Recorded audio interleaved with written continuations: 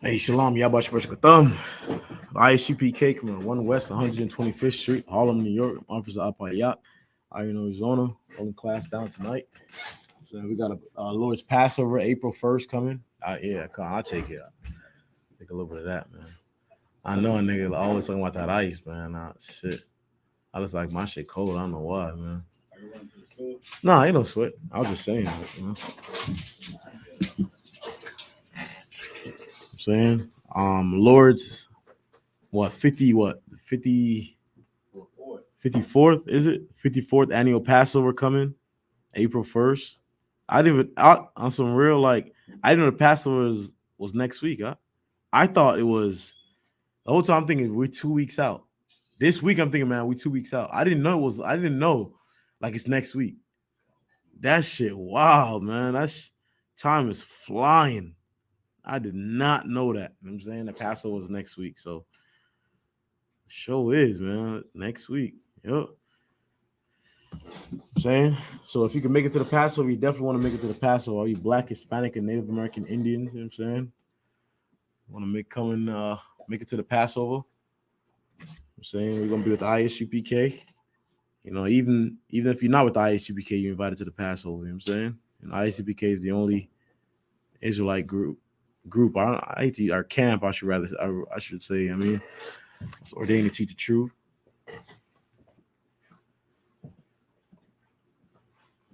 Whiskey up, man. What man? Shit, it's a lucky. Damn. Nah, I just like my shit cold. I don't know what it is, man. Yeah, that's what it is.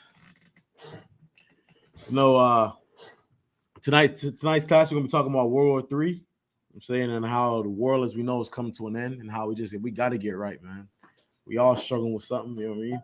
We just got to get it right. You know, ever heard that saying, bend but don't break? I'm saying every day is gonna be a fight. Every day is gonna be a fight in the UPK. You come into the UPK, everyone got the misconception that your fight's over with. I know any brother in the UPK, I'm saying that will tell you that. There's not one brother in the ISUPK that's gonna tell you once you come in here, your fight's over. In fact, once you come in here, your fight begins. I'm saying it's gonna be harder. If being with a brother in here, if being with a sister in here, ISUPK doesn't make it harder for you, or not so much harder for you. If it doesn't get harder being in here, then you're truly not in the truth, man. Right. I mean, Satan's only gonna test those that he feel. Hey, I'm saying that's gonna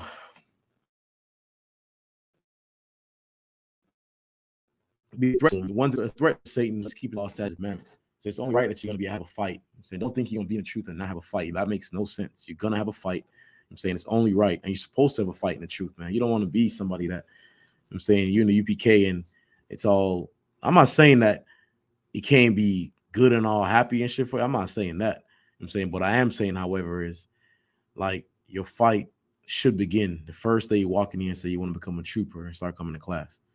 I'm saying, because Satan's gonna be in your head, and we're gonna be talking about World War III, like I said.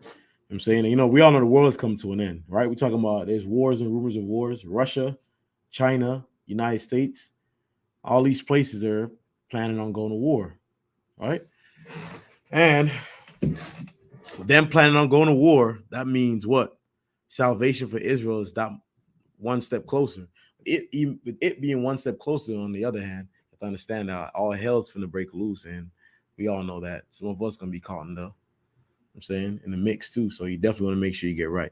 We're gonna start off in Revelations though. Revelations 11 verse 14. I'm saying Revelations 11 and 14. Got it, lucky. Revelations chapter 11 verse 14.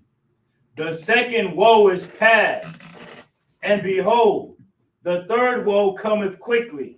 The second what? The second woe is past, and behold, the third woe cometh quickly. The second woe is past, right?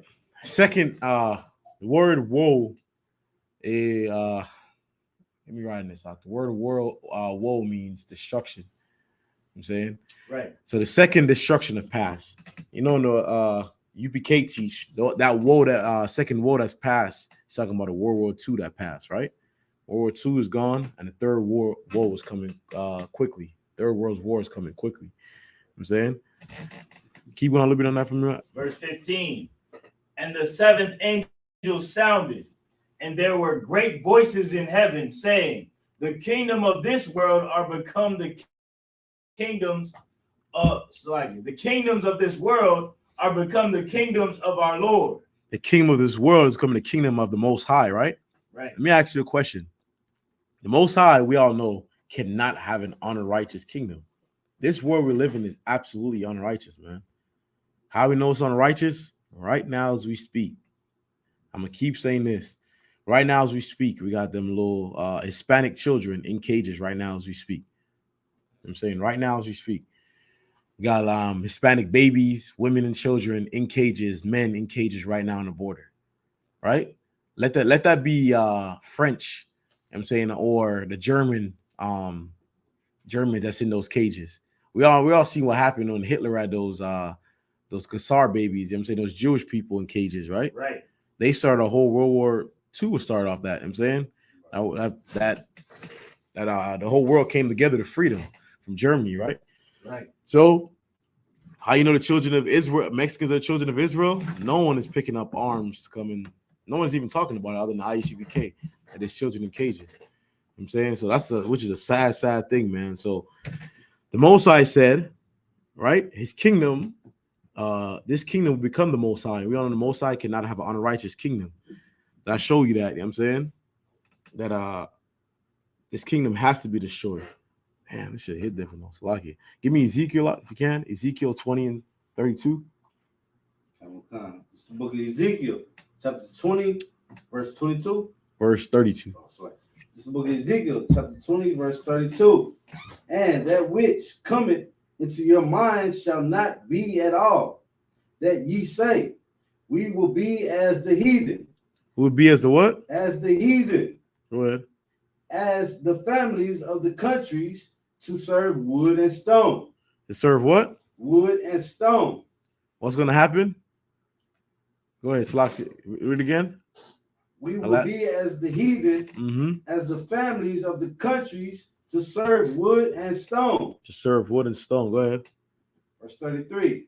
As I live, said the Lord God, surely with a great mighty hand, and with a stretched out arm, with the fury poured out, will I rule over you. Will I what? Rule over you. Understand that the most beautiful thing is about the Most High is and any man that's a real man know that. I'm saying you're gonna respect strength. And the Most High is the epitome of strength. I'm saying that's where you get it from. If you're a man of strength, you got it from the Most High, right? The Most High said, I will rule over you. Here's one thing I said I always respect. You read in the Bible when the kingdoms broke out in the war, right? When King Saul got in his feelings, right? And went after King David, right? David served, we all know David served King Saul, man. David served him, did his duty, did everything he was supposed to do. King Saul, I'm saying, on a disrespect the brother, but you know what I'm saying? The brother, his women part got in his feelings and he got hurt, right? And he set out to kill King David. And when the kingdom broke out in the war, man, it's one thing that I said I'll always say I respect, man. Brother, any brother know, if you're a brother, any man of war know you respect strength. You know what I'm saying King David was a man of strength. That man killed who he had to, and like I said, and this is a Benjamite saying this, right? So this is a Benjamite saying this. When I tell you that, and I read the story of King David, that's a man you follow. That's a man you bow to because that's a man that's better than you. I'm saying that's a man, that's a real a real man of war, man of valor. I hate to use the word killer, you know what I'm saying? But nonetheless, King David had so much blood in his hand, he couldn't be the kingdom, right? So we all know that man was a man of war. And at that time, the nation of Israel, Black, Hispanic, and Native American Indians, I've been saying this for years, we only respect strength. You know what I'm saying? Naturally, we only respect strength. You only respect somebody like, you ever heard saying people that got to touch the fire to get burned, to kind of learn, you know what I'm saying? That's what Israel is. You know what I'm saying? We're somebody that a man to tell you, like, you clearly see this man as a power. He telling you, like, yo, chill. And you don't chill, and the man got to put you down for you to understand. Like, okay, nigga, I should have chilled. So he knock you out. You know what I'm saying? You see that a lot. I'm saying, but King David, whenever I read that story, man, King David is the epitome of strength, right? He's the epitome. The King David went a war. You know what I'm saying, and tribe of Benjamin, and King David had his followers, right? I'm sure he had a few tribes here and there. You know what I'm saying, but King David, predominant tribe of Judah, went a war against the rest of the tribes, right? And it being the Benjamites, and King David killed who he had to kill. I'm saying, when you read that story, man, you gotta respect it. If you're a man of war, you gotta respect it. I'm telling you, like, and I mean, you go to war with a man like that, like, you like, man. So at least for me, like, when I was like, yo, if he really as bad as he say, you know what I'm saying, you want to go out there, you want to meet him in the field, right? And if he defeats you, you're like, damn, like, this nigga was really like that. Like, I respect that. I think my smile going out. Like, this nigga was really like that. Like, you know what I mean? And you gotta respect it. You know what I'm saying? Because, like, if you're a man of value, you're like, man, you been that nigga, like, he was really with it. Like, you know what I mean? The better man. And that's what King David was. And that's who somebody you want to follow, man. Read that last part again for me. Come. Verse 33. Ezekiel 20 and 33. Surely. Go on, yeah. Come. Surely with a mighty hand and with a stretched out arm and with fury poured out, I will rule over you. Oh, what? Rule over you. I will rule over you, right? Sound like an austere man, right? A man of strength. Saying that's who you want. That's who you want to rule over. That's who the Most High is. Because, King David was a man after the Most High's own heart, right? I'm saying, so if you can, give me Joel 3 and 9. All right, we're speaking on like the mighty men, right? Every time I bring up King David, everybody know what I'm saying. If you don't know, I'm gonna say it now. King David is one of my favorites. You know what I'm saying? King David is one of my favorites, and King David was a man of war. You know what I'm saying, y'all know. King David was that man that, put the women and children to bed and we go have a fight, go have a war. You know what I'm saying? Rules of engagement, no women and children. So we're going to leave families alone, but we're going to go to war with each other. And I respect that. You know what I'm saying? Any man that really like that going to respect that one. You know what I'm saying? So King David was that man. You know what I'm saying? A real, King David used to fight lions too, right? Yeah, killing lions and shit. That nigga was really like that. He was really like that. Yeah. To protect the sheep. Yeah. Bear and a lion. Bear and a lion. See? I told you that's my favorite. That's why we telling them, man. King David, man. Y'all play, man. Yeah, niggas be talking about, hey, if you want to go in a fight, we're gonna take Mike Tyson or this. Yeah, I take King David, man. Right. That nigga get it busting. I say, yeah. Like, I want, like, yeah. Niggas be talking about, man, I'm gonna take Deontay Wilder. That's cool. That niggas hit hard. I mean, King David's a killer. You know what I'm saying? If you know anything, and if you don't know what I mean, most high, that's a good thing, man. There's men that'll knock you out, man. There's men that's strong. There's men that's killers. If you know, you know. If I could, heavy topic. Like he said about David, a lot of people just hear about him in the slingshot. They don't tell the story where he chopped off Goliath. Yeah, man. You know what I mean? You know how much power that take, man? That man, like, stop thinking, man, and show you how King David was smooth with it. Like, don't forget, like, when they gather King David's his father, like when they gather all his sons, his father originally didn't take him. I'm saying, he's like, nah, surely it can't be him. He too ruddy. Like, nigga, like, imagine, I mean, nigga was brown skinned nigga, you know what I'm saying? Like, niggas probably was fear to look at, niggas like, he can't be this nigga. Like, he too, like, hell no, not this nigga. They brought his ugly brothers. Slovakia. You know what I'm saying? So, like, I don't want, they brought, how niggas think, like, because the nigga ugly, like, they think he tougher because he ugly. Like, it just means he ugly as hell. Like, it doesn't mean, like, he can fight for real. Like, it just means he ugly. That's all it is. But, like, by nature in the past, that's what we kind of take the man, the scar on his face. And it's not that I'm saying, like, when a nigga, like, have a scar on their face and all that. Personally, I respect the nigga that put the scar on his face, but that's another topic, right? That's, back in the East Coast, they were talking about that. At one time, if anybody remember, Fat Joe had a scar on the Terror Squad, half the niggas in the squad got a scar on their face. I mean, and time when the Benjamites and the Ephraimites are going at it, like, nigga, how's that tough? I respect the nigga that put the scar on his face. That's like saying you respect the nigga that gets shot. I respect the shooters. Yeah, you got assaulted. Like, that's what we were saying. Like, Nigga, you got assaulted. Like, what are you talking about? Niggas had it backwards. Like, niggas was getting assaulted, and it was like, you know what I mean? But I get the Ephraimites are saying, like, niggas really in the field for real. Like, I get it. Like, if you really is in the field, like, many Benjamites have scars. You know what I'm saying? So I can respect it. But nonetheless, what we're saying was King David, right? That brother was, when I say he was a man of war, King David was everything but that. King David, like I'm saying, he was a little, like a pretty nigga, you know what I'm saying? Like, of course, they didn't take him with him. I mean, pause. But after a while, they realized, like, yo, I mean, Samuel was like, nah, you have any more sons? And they said, oh, we got one more. Like, bring him. This the one. Come to find out, this nigga was fighting bears and killing lions. This nigga was real in the field for real. He just, you know, nigga just like look, he was, you know, like niggas just fair skinned. Yeah, like, yeah. So, you know what I'm saying? King David was really like that, man. You know what I'm saying? So, he read that for me. Joel 3:9, speaking of mighty men. It's the book of Joel, chapter 3, verse 9. Proclaim ye this among the Gentiles. Prepare war. Wake up the mighty men. Wake up the what? The mighty men. Wake up the mighty men. I'm saying, hey, there's one thing I'll say, like I said before, I've been here long enough, and I could stand on this, right? I did all the sports, man. I did fighting streets. I mean, had real issues, but I'll say this, man. When they said wake up the mighty men, specifically the tribe of Judah, man, I'll say this, right? The tribe of Judah, we all know the lion, right? The reason why the tribe of Judah gets stabbed the lion, and I could vouch that's the lion for real, is because if you look at the characteristics of a lion, you know, if everybody complain at even today, like take what everybody complain about the male lion, they say, oh man, he sit back all day, and the females want to go out and go hunt, and he come back and eat first.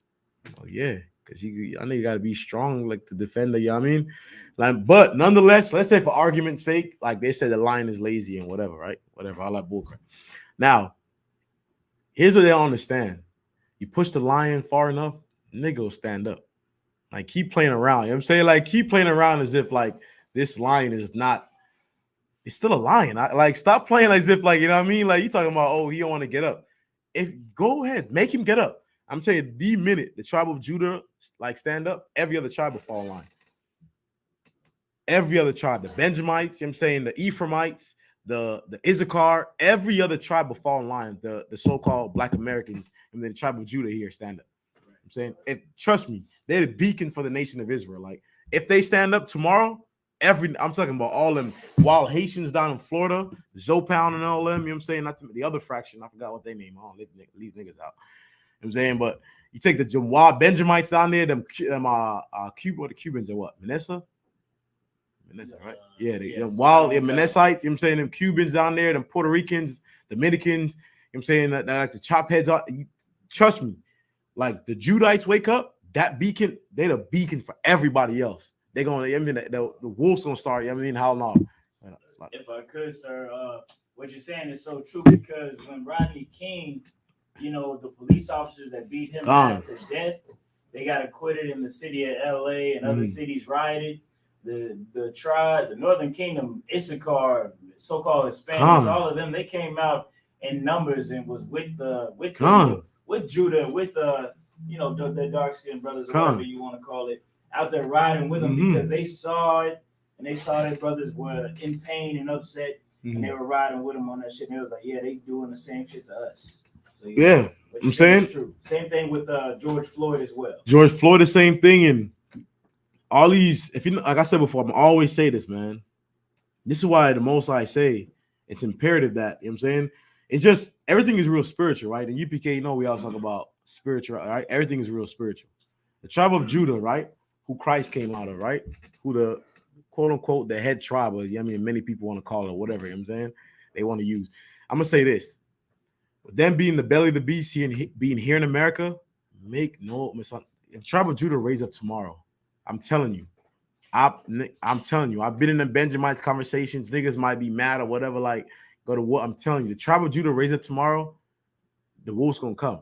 Everyone gonna them donkeys gonna come. Everyone's on them horse. Everyone's gonna come, and it's only, hey, that's a tribute to. You know what I'm saying, that's a tribute to, like, to show you the power of the lion for real. You know what I'm saying, you know, the lion, they say, is the king of the jungle, right? Is this being a jungle? The lion is the king of the jungle. Yeah, you got the wolves, you got the this, that, or whatever, but the lion is the beacon. The lion come running out. Every other tribe's gonna come. By nature, every other child, I'm telling you. Like, I've been here with them conversations. I hear them over here in the Benjamin talk. Like, every single time in New York, what happened? If something happened, a brother died or something like that, they go marching in New York City, the Benjamites is right there. All them Benjamites in Brooklyn. You know, Brooklyn is what Mexicans is to California, is what Brooklyn, Jamaicans is to Brooklyn. Brooklyn, all them black dudes you see out there in Brooklyn, they are Benjamites. Vast majority of them is Benjamites out there. I'm telling you, like, the tribe of Judah raised up, man. I'm telling you, man. Right. Tomorrow, I'm telling you. That's right. The tribe of Judah raised up. They the beacon call for the rest of the whole nation. That's right. And it's gonna happen because the brother said the Mexicans, Rodney King situation happened. The tribe of Issachar was right there. They've always been there. That's why we always say what?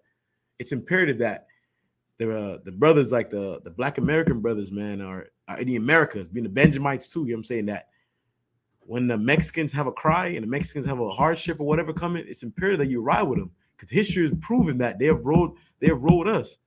They're like the Northern Kingdom have always rode the Southern Kingdom. Right. Mark my words, like the niggas might hate, or get upset or whatever about this, and oh man, them brothers is this, or them Benjamites is this, or them, them Judites is this, or whatever it may be. But let it come down to when it comes time to ride and go out there, like them Issachars are there every single time. They're there. The Puerto Ricans are there every single time. Go ahead. If I could, like, I'm originally from like East Texas, like Houston, all the surrounding countries, country towns out there. When I moved to Austin, mind you, I never seen the Issacharites or Gadites, because all I'm used to like family members and stuff like that. And then when I moved to Austin, they just welcome me in, like, man, you want to what? Come here, let me teach you some Spanish. Yeah. And then it's just been vibing ever since then. It's a misconception. Don't get me wrong. Yes, there's beef between us. I never forget when I lived out in California for a year and a half, and I tell you, I went out to California. I stayed on Inglewood. I was going to a school called Lati here. I'm sure, brothers in Cali know, off of beach. And I tell you that when I touched down, man, we were in the war them Issacharites, man. I tell you, I was a Benjamin. I ain't gonna lie, we wouldn't have, like, niggas, like, they know, man. And Judite brothers, you running with them Ian and them out there, man, and chopping all them. They call them Chop for a reason, man. Like, I tell you, we was running around, man. We were little kids causing trouble, running around all through Crenshaw, Inglewood. So Bloods used to come out on Sundays. The Crips could be on Saturdays. These other parking shit, like, we was, and a story broke and said that Issacharites killed like some little black girl. If anybody know at that time, yes, I was in Cali at that time, a young kid at that time. And I tell you that we pushed back out. Right. Issacharites know. They know. They know. Boy, we was kids, they know. And they know. Some grown men in them, they know. They used to send us out, man, a mission, they know. I'm saying them Issacharites, we were giving them trouble. You know what I'm saying? And Issacharites always had a number, Salakia. Well, niggas are pushing back though. Salakia. Yeah. Niggas start shit. Hey, Salakia on that. If that got flat, Salakia. Shout out to them Issacharites. You know what I'm saying? Shout out to them Issacharites for real, because they had some real, man, you know what I mean? Tip my hat to a lot of them. I mean, boy, that's like it. Yeah. I learned this in the truth. I swear I never knew that. That little tune that they be playing on the cars that be going by. I didn't know that was derogatory. Yeah. And then like I don't know, it was just growing up. It was just like, hold on, my brother went. Yeah. Put that finger one time. Hey, but. I mean, like I said before, yes, we fight. When it comes time for us to come together, like the Issacharites have always been on the side. Believe me, I remember at that time when I never forget. So after the beef to die down, I mean, we was beefing for a good like 8, 9. When I say it was bad, it was bad. We had gang fights, stabbing. It was all type of, you know what I mean? And brothers know it was shoot. And you know how it is. When you're young, you start fighting. And as you gradually get older, the gunplay to come in. The gunplay came in about like 13, 14 years old when gunplay started, you know what I mean? So you run all the, like, you know what I'm saying? To run around, and the first time you bust it in your hand, like pop out your hand, they tell you where to hold at, you know what I mean? and you start running around, becoming used to that. I mean, but it took like a lot of issues you have with the Israelites, but they have always, I'm telling you, even the time when the KKK they were doing a rally, and I'm telling you, that time when they couldn't have come down like them cool, they could say whatever they want to say. Them white boys couldn't walk down Inglewood at that time. When we was kids hanging out them blocks, they couldn't walk down. I was there. That is a fact. And Judites and them Israelites that was on the other side and the upper, they could not walk down there. We chased them out of them. We were the first, we was kids at the time. And you a kid, they wild as a kid. You just so like looking back, like, damn, like we really didn't care. Like I'm saying, yeah, chase them out all through any white person we see at the time. I'm saying any type of shit that we would chase them down. They get in the cars and run off, and it'd be gang fights. They get white versus this or whatever it may be. I'm saying, but nonetheless, Israelites have always rocked with us. Israelites have always rocked with Southern Kingdom. That's why it's imperative that when they at a time of calamity, like they have it now on the border, like it's imperative that brothers like say, hey, what's going on with the Mexicans is not all right. At least like standing, at least like show them that, listen, like you got to be like, I'm saying that like I just mentioned, the tribe of Judah is the beacon for the whole nation. Tribe of Judah set the trend for everything, for every single thing. Tribe of Judah set the trend for, you know what I'm saying? No matter if other tribes might, we started this or whatever it may be, but nigga, the tribe of Judah got to jump in though. They don't want to brought it to the world. You got to keep it 100 though, you know what I'm saying? They don't want to the flavor on it, you know what I'm saying? And that's the reason why now we rocking it or whatever. I'm saying, I'm only saying that when the niggas come to hip hop. They always either the Puerto Rican started them, the Benjamites down there in Brooklyn. So, so that's why I gotta forget who started. Like you see who brought it to the world though. Like who really made this shit popping though was them Judites. You know what I'm saying? And that's why I said the tribe of Judah. I'm saying they the beacon for the nation. That's why I said the minute they stand up on their feet, the minute they say enough is enough, we gonna get right, or this city gonna bleed, or I'm saying this country gonna bleed. Telling you, the wolf's gonna follow, the horse gonna come, the donkey gonna come, the rest of the nation gonna come running. It's spiritual. It's gonna happen, and it's happened like without us even knowing it's happened in the past. You know what I'm saying? Every single time. I'm saying, you wanna read that for me again? Joel, we're the mighty men. So verse 3, chapter 3, verse 9. Verse 9, God. Proclaim ye this among the Gentiles. Prepare war. Wake up the mighty men. Let all the men of war draw near. Let them come up. I'm saying, let them come up. Here's what brothers have to understand, man. We're gonna go to Matthew 24, verse 6. We're gonna start at 6. We're gonna go to 6 and 7. Here's what people don't understand. Like in any war, understand this. In any war, there's never a war or a fight that I can vouch for. All the gang fights we done had, even I was in Cali, shootings back and forth, I could say that there's never been any killing without killing in war. Meaning that ain't no way like it's gonna be like one side alone gonna die. I don't think people understand that war is not necessarily a pretty thing. Like if you know what I mean, it's it's sleepless nights. It's if you even sleep at all. You know what I'm saying cold sweat, nervousness. I could vouch for you. I'm saying it's like what nigga call it again? Man. The paranoia, PTSD. I'm saying paranoia, like the nerves that I'm saying, like niggas know, like you call it, you be as tough as you want to be. Niggas know. You ain't feel fear until you've been chased with that thing. You ain't feel, you know what I'm saying? Like every nigga run. Ain't no nigga finna stand there with a nigga chasing you with a gun. You finna stand there and get shot. Ain't no, like I've not met that nigga yet. He's dead. I'm saying everybody's standing like, you know what I'm saying? Are you stupid as, like you dumb as hell, like lock here. My language, you know what I'm saying? But I'm gonna keep it real, you know what I'm saying? Everyone that's been in that for real know that, been a war, we know that. So you chase people, whatever you do to people, they're gonna do to you.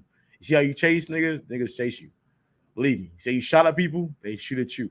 Say you shot at I ain't saying everybody get hit, man. Most I ain't cry, you know what I'm saying? But nonetheless, you know that whatever you dish out, whatever you put out is what you're gonna get back. The Most High said that, right? The Bible tell you that. So it's only right that, if you've been to war before, like it's gonna happen back to you. So you get that from me out? Come. It's the book of Matthew, chapter 24, verse 6. And ye shall hear of wars and rumors of wars. Hear of what? Hear of wars and rumors of wars. Wars and rumors of wars, right? They said that the Chinese president, that's what they call, right? They go by president or prime minister? Prime Minister? Okay, Chinese Prime Minister. I'm saying he went down to meet with Vladimir Putin in Russia, right? After that, they put out a warrant for Putin's arrest. China went to go meet with Russia. These are people to understand. Like China and Russia, even if they don't care for each other, the enemy of my enemy is my friend. So they're going off of just the laws of men alone. You know what I'm saying? Together, individually we can't beat the US, but together we can give them a run for their money. We can make them bleed together. Like, so they like, we're gonna come together and we're gonna do this. Nation against nation. You know what I'm saying? And we all know that what? They say that Russia, here's what I would know white people are Slovakia, the oppressor. Like, here's how we know that truthfully they have done themselves absolute disfavor when it comes to their children. And this is what I mean. They have raised their children in a way where they want to build the morality. So they tell them that their children that, well, you're everything great, you're everything strong, you're mighty. Every other nation is inferior to you. And in a lot of ways, it works. But here's when it don't work, when it's not true. Right. What I mean by when it's not true, it's hard to tell little Timmy that you're the strongest and every other nation is inferior to you when he grew up coming to school and watched these black kids the same age as him, and they jumping high and doing backflips and jumping over this and strong and throwing shit left and right. I mean, it's hard to tell him that. I'm saying these people are not more mighty than him. Like, and they grab you and throw you over. They quick twitch. You know what I'm saying? You see them boxing. Come on, man. Let's not play, man. The boxing ring, forget about it. Hard to tell them that, I mean, they better than these black and Hispanic kids when all the strongest boxers have all been black and Hispanic. I'm saying all the sports, soccer, basketball, it's all been, you know what I'm saying, black and Hispanics. It's hard to tell them that they superior to these people when they grew up and like, hold up, you know what I mean? And the reason why I say that is because, so the white boys, these oppressors, their excuses is, well, we're not afraid of Russia. Russia's having a hard time in Ukraine. Here's what they don't understand. Ukraine, and Vladimir Putin even said it, Ukraine is like what California is to Mexico, if I'm saying that right, or what Brooklyn is to Jamaica. I mean, the reason why I say that is because California is sister to Mexico. Brooklyn is sister to Jamaica. I'm saying them Benjamites, I'm saying Jamaica, Barbados, Trinidad, and all of that. I mean, that's the reason why I say that is because predominantly of them is in that area, right? Meaning that the people you see in Ukraine, like Vladimir Putin is not gonna go all out killing those people. They cousins and brothers and sisters, they right in Russia. They fight against their own people. Like, that's like telling the United States Army to come in and kill United States Army to come in and attack. What was they used? Attack Canada or to attack the U.S. Right? It's like coming to tell. It's trying to use the United States Army to patrol U.S.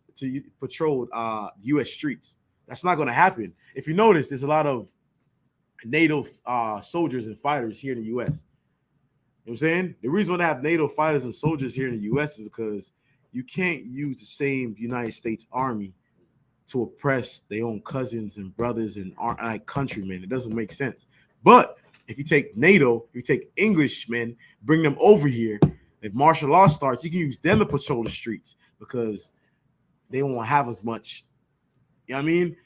Right. Sympathy and, you know what I mean? And it won't be their family. It won't be their family. Like, I mean, just like you have a lot of United States soldiers over there in the UK, you know what I'm saying, to patrol their streets when that time comes. Because it makes sense. You can't use the same, for instance, there's a cat at the slave. His name is man, I haven't been for over a week and I didn't forget. Is Shane, right? He a Native American, probably know who he is. He a Native American, a Gadite, he an army man, right? And he's planning on going to the army.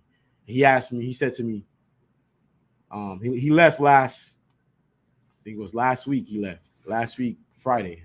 I didn't go, but he left last Friday and it was last day. But in his last few days, he was asking me, he's like, hey, what you think about the army? I mean, they want me to add another 4-year contract. They want me to sign this and that. I told him that, listen, you know, Army's planning on going to war and I want to support my country. I told him, I get it. Like, you a warrior. Like, I'll respect it. Any man I don't want to fight for his people and his family, his family and his God is, to me, is a coward. You know what I'm saying? Like, to whoever much is given, much is expected. You have to understand what come of you being a man is, understand that, nigga. Like, you go to war, like, understand you might die. Like, so, you know what I mean? Like stop acting as if like it's okay. You know what I mean? Like, you know what I mean? I only said to say, like, if you're a warrior, you'll be remembered. So that's what I'm sitting there telling them and all that. But I told him that you go to this war, I understand you ain't coming back. He's like, why you say that? Like, U.S., we got all the guns, we got all this. And I said, listen, you can't talk like how they talk. See, he's saying that Russia is losing the war against Ukraine. I asked him, how so? If Russia was losing the war against Ukraine, there wouldn't be a warrant out for Putin's arrest for killing women and children and killing innocent. You know what I mean? Because they say he over there killing shit. Slovakia. They say you over there is being a demon over there in Ukraine. What they doing? Meaning, if he losing, you don't ask for the loser to become. A warrant out for the loser's arrest. Furthermore, if there was a warrant out for his arrest, they wouldn't put it out. They just go get him. They don't want to go get him because they're afraid of what he. He's still strong. Meaning that he's not losing. He's untouched. They just expect him like Ukraine ain't that big. They should be able to destroy him like that. But it's hard to fight your own kin. You know what I'm saying? Like after Nazis and all them like migrated up to Ukraine and all that, it's hard to fight against your own. Which Russia, that's what Russia is. Slovakia. Slovakia, sir. Russia can't, Russia isn't going to level Ukraine because after they win the war, they're going to move in. Yeah, it's not like a war in the Middle East with America. America never got to see Afghanistan a day in its life, or Syria. That's why Obama did not lose an hour of sleep when he bombed Syria for weeks on weeks on weeks until, because it ain't your own kin. Exactly. It's hard to that's why I tell people, like, they say this war that's to come. Like, I just use like the most like always argue to what people call a common sense. You've been to war. I have to understand it. They don't war is not pretty.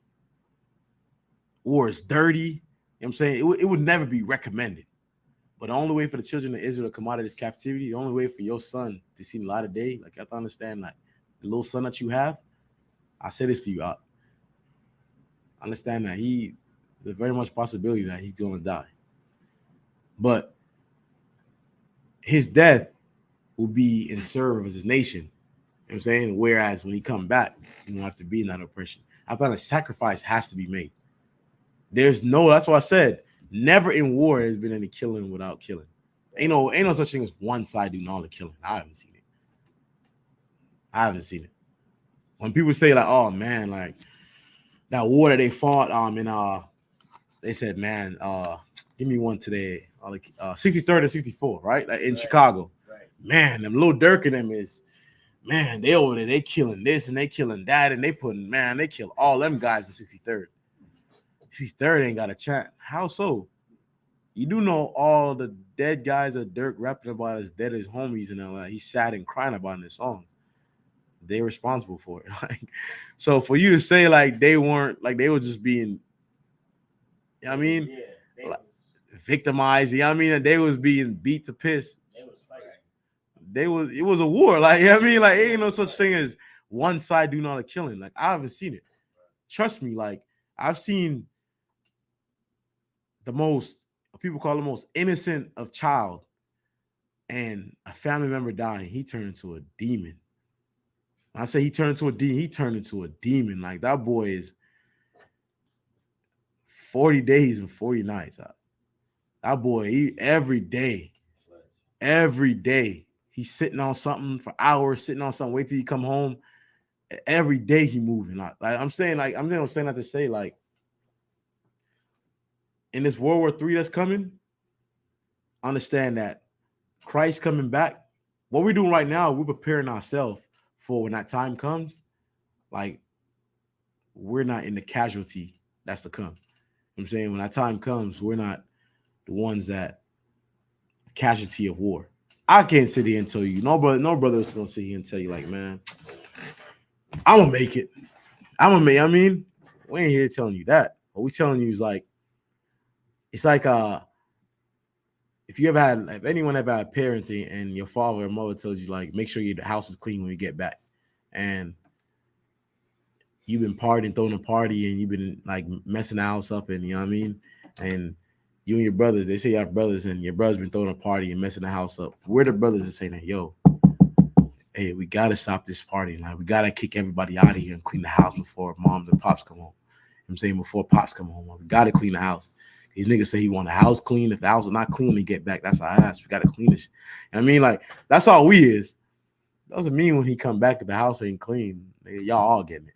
Even if you enjoy it, even if you were a part of the party or not. If you in the house, you condone it, you know what I mean? You don't get punished. We all know that. You see that out, you know what I'm saying? And that's what come with it. And all we are, we're the ones saying that, you know what I mean? We gotta clean this house up. Like, what we doing is wrong, you know what I'm saying? Send these people on. We got people like having sex in our parents' room. We got people like drinking and spilling shit in our parents, you know what I mean? House and kitchen, our mom's kitchen. They didn't steal a TV out of mom's room. I mean, right. So it's, you know, that we're those men and women saying that. I mean, it's time to clean the house. That's all it is.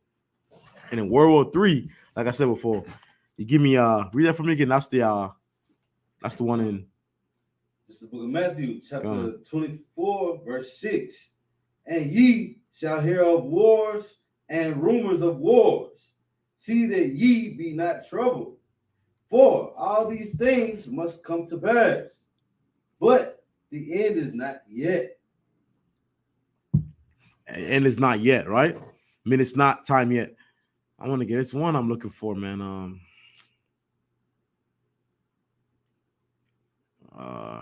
Second Ezra, the Apocrypha. That's what it is. You got the Apocrypha on you? Second Ezra. It's in 13 and 1.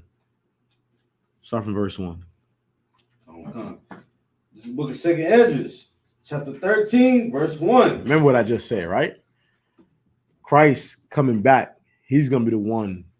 He's gonna be the one doing the fighting. He's gonna be the one doing the killing. You know what I'm saying? He's gonna be the one answering, having the rest of the nation answer for what they had done to the children of Israel, right? Go ahead. This book of Second Ezra, chapter 13, verse 1.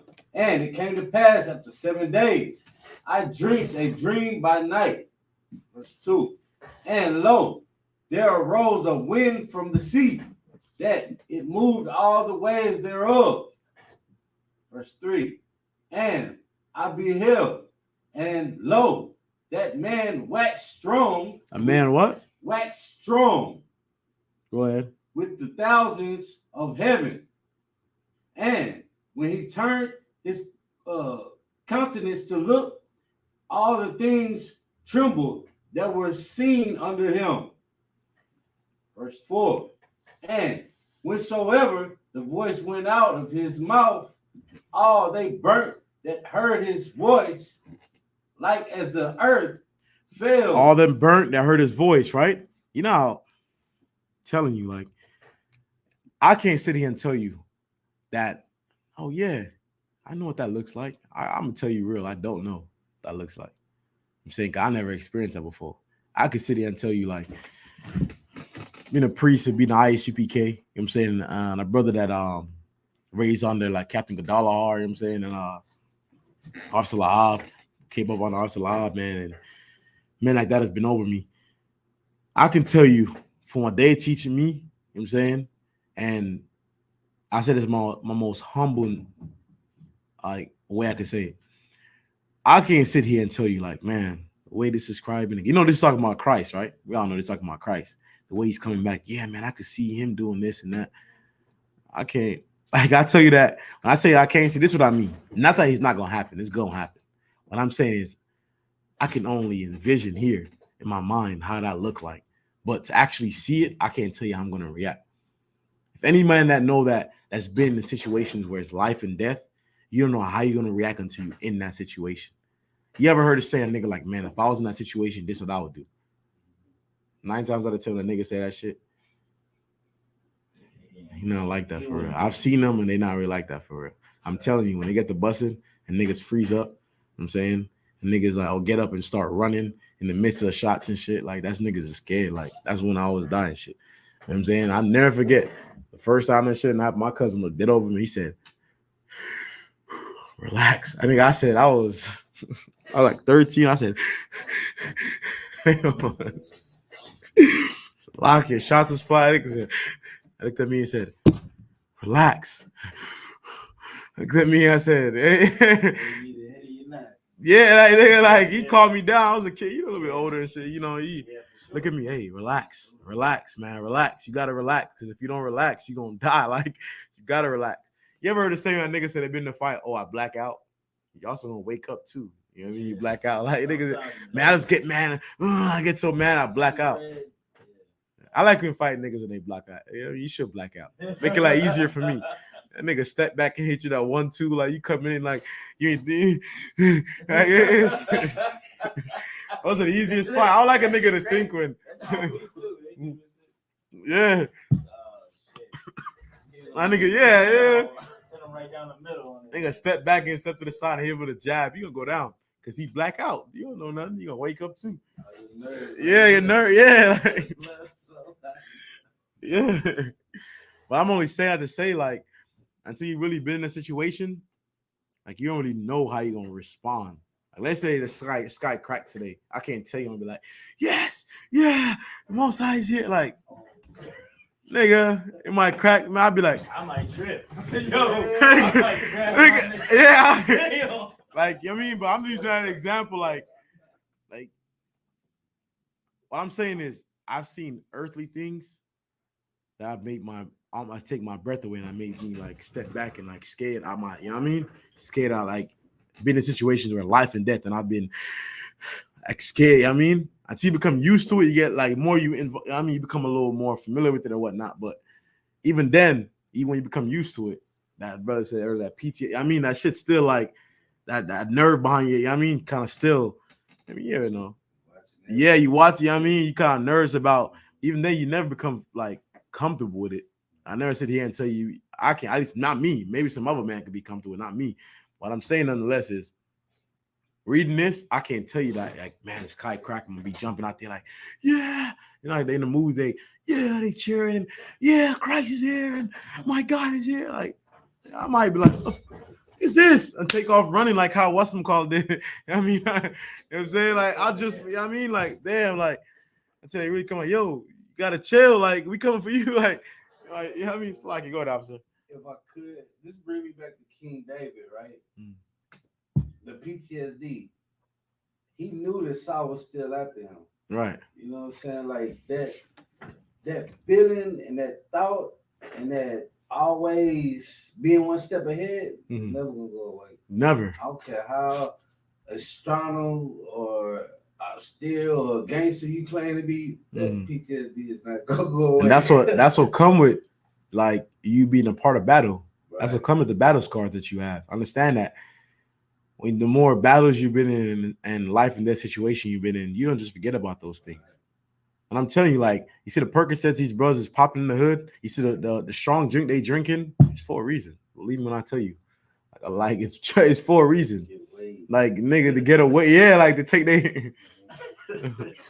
I don't. You know what I mean, but like you gotta. That thing that's chasing you, you gotta be able to. You know what I mean?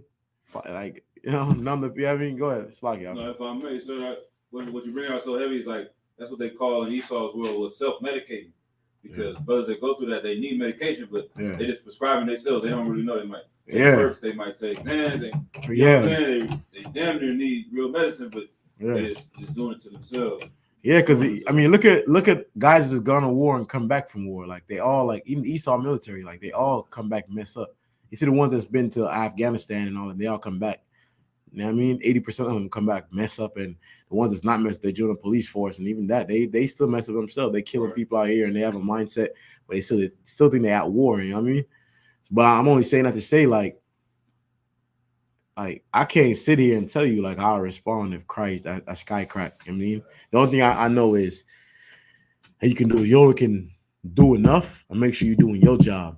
You know what I'm saying? To make sure you wake up the children of Israel, meaning the men, and make sure if you're a man, you lead your nation, protect your nation. You know what I'm saying? You got your women and children, like make sure that you got wives, like you know what I mean, you lead your wives. The only thing you can ask for. Like I'm saying, I'm not gonna sit there and tell you you're gonna not make any mistakes and all that. I can't tell you that. You know what I'm saying? You have to understand, like I only been the truth for man. I can't. It feels like forever, but it's really been a short time because it's been. I mean, you know the work that we do, like you do. I mean, it truly feels like it's been a long time. I'm saying, but I've been in truth for like 5 years or so, 4 or 5 years. I've been in truth, right? And I could tell you that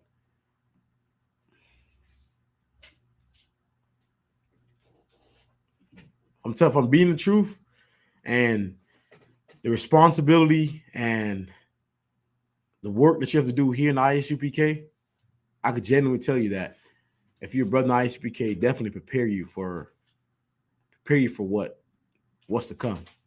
When I mean like what's to come, you're talking about like being out in the streets and you saying certain things and people want to kill you. You know what I'm saying I could tell, but like the brothers, for instance, that's in California, like northern California. I was up in the Bay with them when we had the camp. We broke ground in the Bay, and when they had that big camp out in the Bay, and the Saturday we went out there to have camp, we didn't even know, but it was Gay Pride Week. I'll never forget that. When all them homosexuals surround the crowd.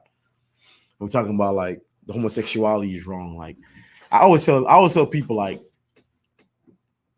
until you really been in that situation, like don't come and tell me, like, you know what I mean? Like, oh, when Cap was talking to that one brother, that one Jewish brother, he that one Jewish brother Cap was debating, he was sitting next to Cap, man. He was saying, oh, UPK niggas, y'all don't got it, y'all haven't been to war. And the way he was talking, you remember that one they had. And the reason I don't want to hear none of that, until you've been in that situation, don't come to me. I'd say them homosexuals surround the crowd, surround the camp, they surround the camp.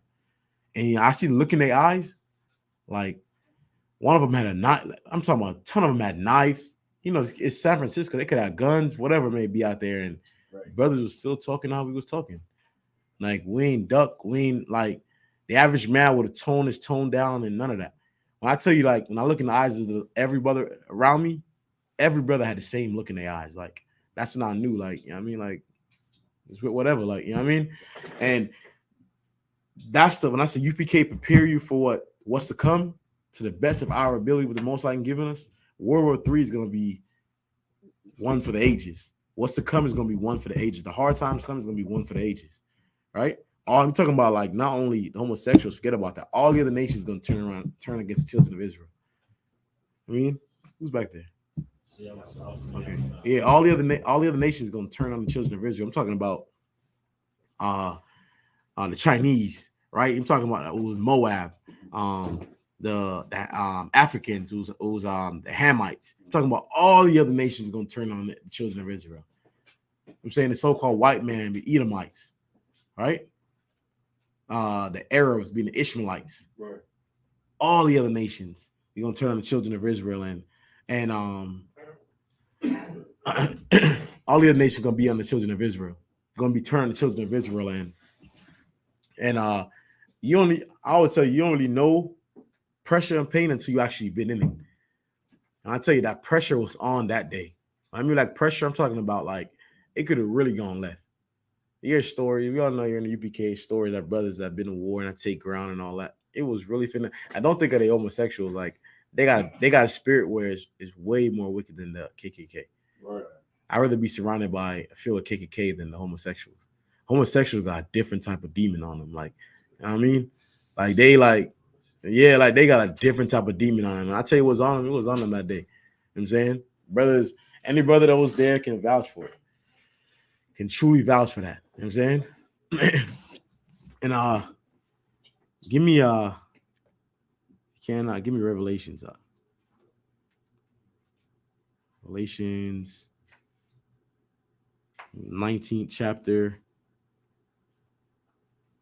In fact, before you do that, give me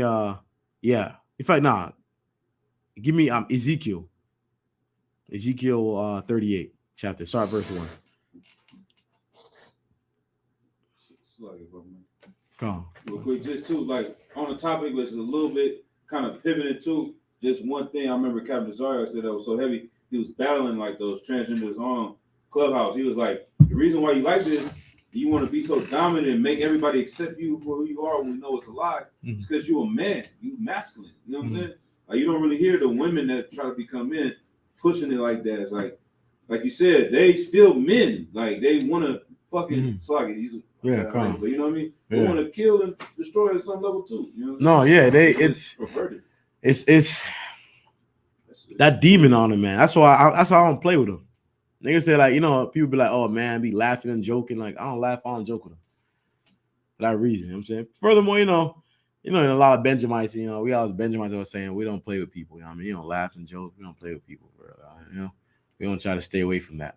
Laugh and play with a nigga, you know what I mean? And it's only out of spirit of brotherhood. A lot of Benjamites don't do that because the more you laugh and joke with a nigga, outside of the UPK, it's more advantage they try to take of you. It's more they take you to be something that you're not. Earlier, I said what? Black and Hispanic people, we kind of like respect strength. I mean, I never forget when I told a brother in the world that brother in the world, man, I go to the cars, his name Omar. I never forget, right? Me and him good friends now. This is a long time I first met him. So I had a cousin that was out here in the city at the time, right? And I went down to get a car from Omar. And I got a car from him. I went like months later to get my tires, to get something looked at. And Omar took off the brand new tires I had and put old tires on and give me my car back after he serviced it. My cousin peeped it. He's like, nah, these ain't the tires you once had. Like, these ain't it. And I went down there and I sat Omar down. And I said before, I always take each and every lesson I've learned in life just as a life lesson. That's it. I'm saying truly one time. I'm saying in the world, only one time to really get off on me. Only one time. And we don't play that. We get one time. And we learn from our mistakes and make sure it never happened again. So I went back down to Omar. I said, Omar, these old tires. No, it can't be. I said, Omar, don't play with me. These are old tires. So the reason I'm saying is when I say we only respect strength, I came to Omar with nothing but love, respect. I'll smile. You know what I'm saying? You know, like we cool, like, like that's why I came off with a brother. You know what I'm saying? Omar took that as to be like, he can do that to me. And that day, we had to show Omar a darker side. Saying, I got my cousin with me. We was, time. This was before the truth, you know what I mean? We was, cousin pull out. I mean, let's just say we made him an offer he couldn't free, you know what I mean? And ever since then, Omar had nothing but love and respect for us. But why did he not to go to that? The reason why is because Black and Hispanic only respect strength. Because we've been under a white man, we don't hold things as honor and a respectful man to hold that as respect. We don't do that because we've been under a white man because the white man only respects strength. He only respects somebody that would deny him. Only respects somebody that was willing to go to war with him, kill, rape, rob. Because that's what he do. He hold those things as to be respect. Like I'll tell you, ain't nothing good about being a killer. And it's not one good thing. Anybody that said there's something good about killing is an absolute goofy, weirdo, like evil, like dummy. Like, I mean, it's nothing good about being a killer. That's it. Even the hood, they say nothing but good about. Tell you, the only thing that they'll claim good about being a killer in the hood is you first in line for all the skeezers. That's it. That's you first in line for all like the nasty girls and the skeezers and the whores and you know what I mean, and what they call pretty and the little thought cat. You know what I mean, they gonna lead. This brother, I mean, they don't lead you too anyway. But you first in line to get a kill for you. Know what I mean.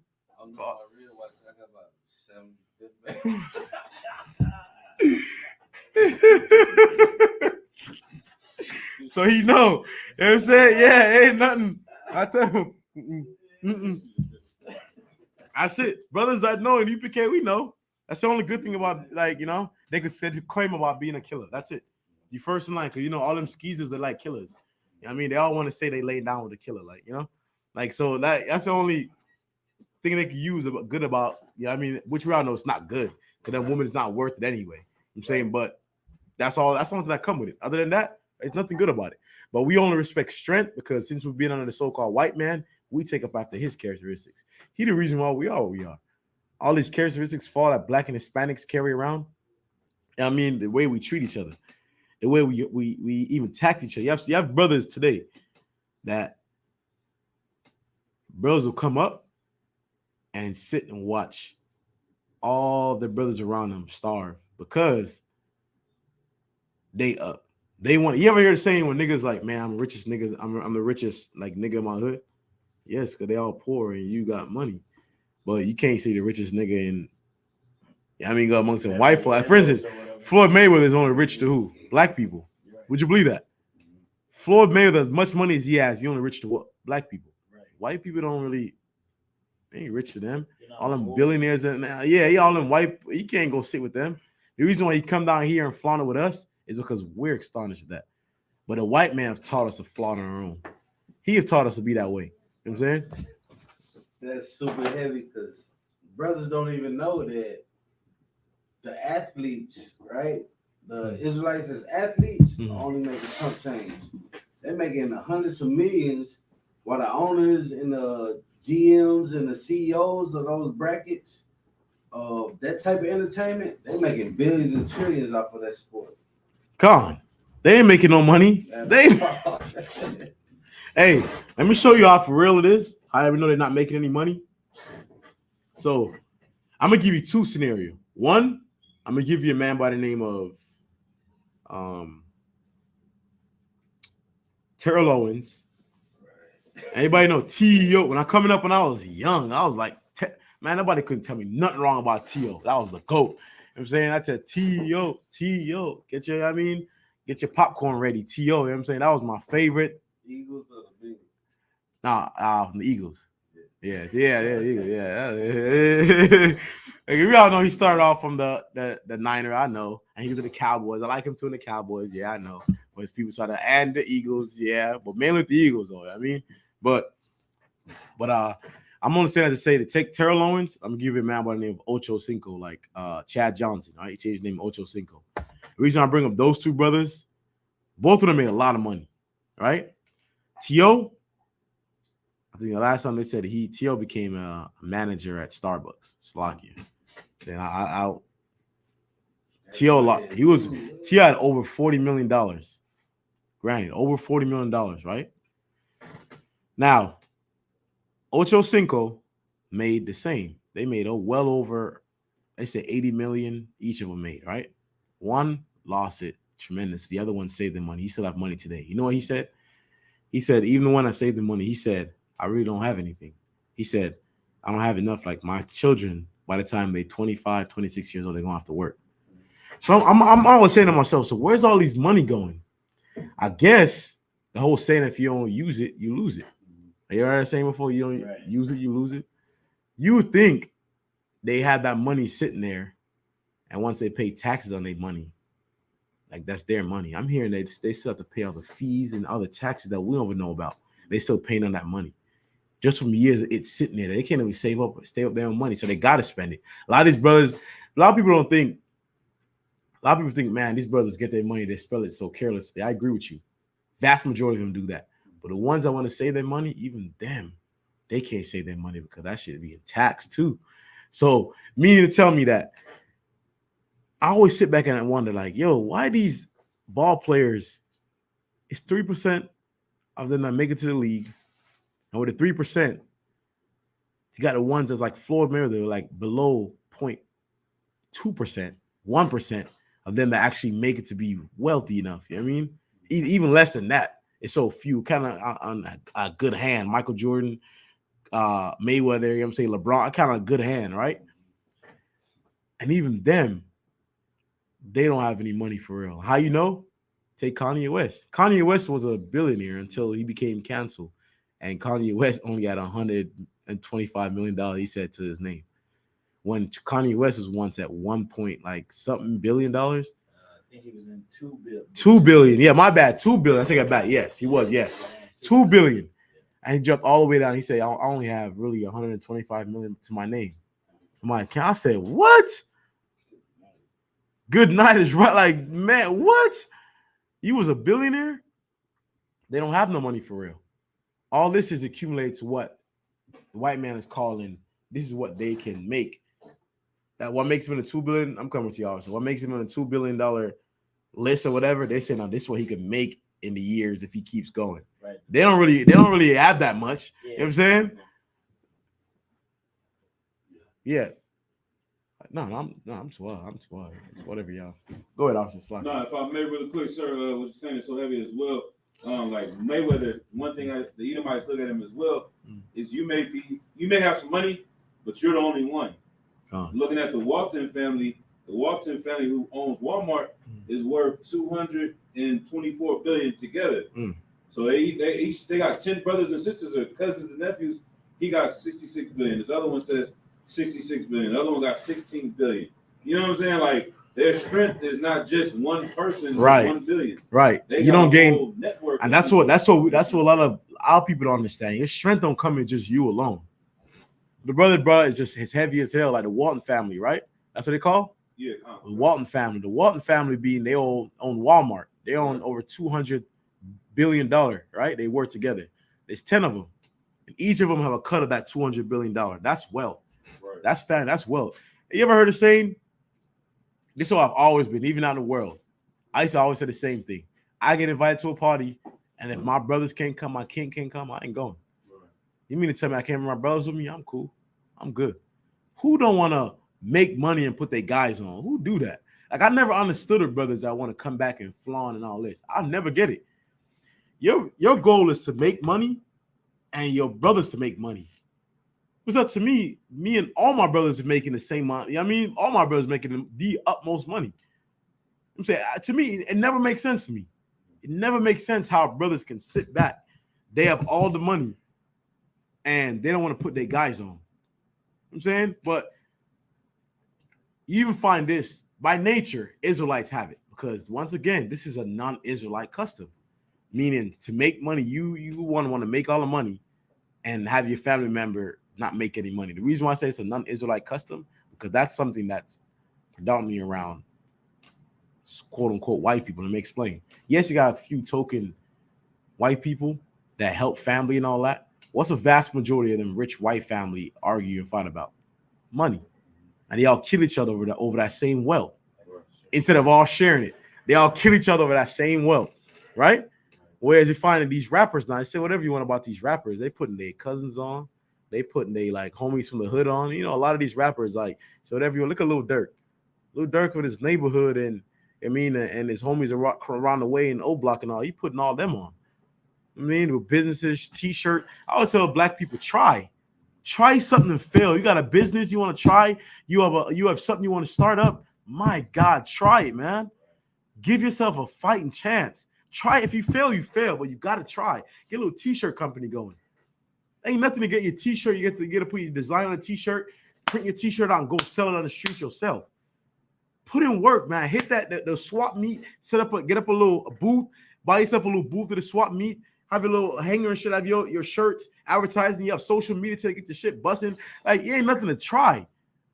Niggas get a little fake jewelry and put your jewelry shit together. Like, you know what I'm saying, hit one of them like swap meets and get your jewelry out. You know what I mean? And get a little percentage, buy two, get one. You know what I mean? Like come on, man. Like this is us. Here's what happens when you have that type of mindset. What happens when you have that type of mindset is, and now you ever heard saying when you start to feed your mind, feed your brain, what happens is you start thinking like that and hustling like that, you automatically want to be around other people that have other ideas. Swap meets, you see, they moving out there. So you want to get other ideas. Everything is about ideas and meeting people and what's called again, networking, shaking hands, and you know what I mean, and this you move around. Like, give yourself a fighting chance, but don't sit back around and like, you know what I mean, forget about your people and flaunt on your people and make all the money and let your brothers stay in the dark and make no money. You know what I'm saying? All right, officer, Slack. No, you good? Oh no, I thought you had something you want to say, Slack. Yes, something. Oh, go ahead. If I could, a heavy point you was bringing out, like heavy, sir. If you a boss and you ain't putting your other people on, you can't call yourself a boss. You just selfish. Like Christ was selfless, right? And I wanna give this brother a shout out. Even though he ain't in the truth, he still care about his people in Atlanta. That brother Future. Yeah, he a good brother. Yeah. Like, is he? Like, he got a mind to put brothers of his own on. Like I went to a concert, right? This is why I was in the world doing security for all this stuff.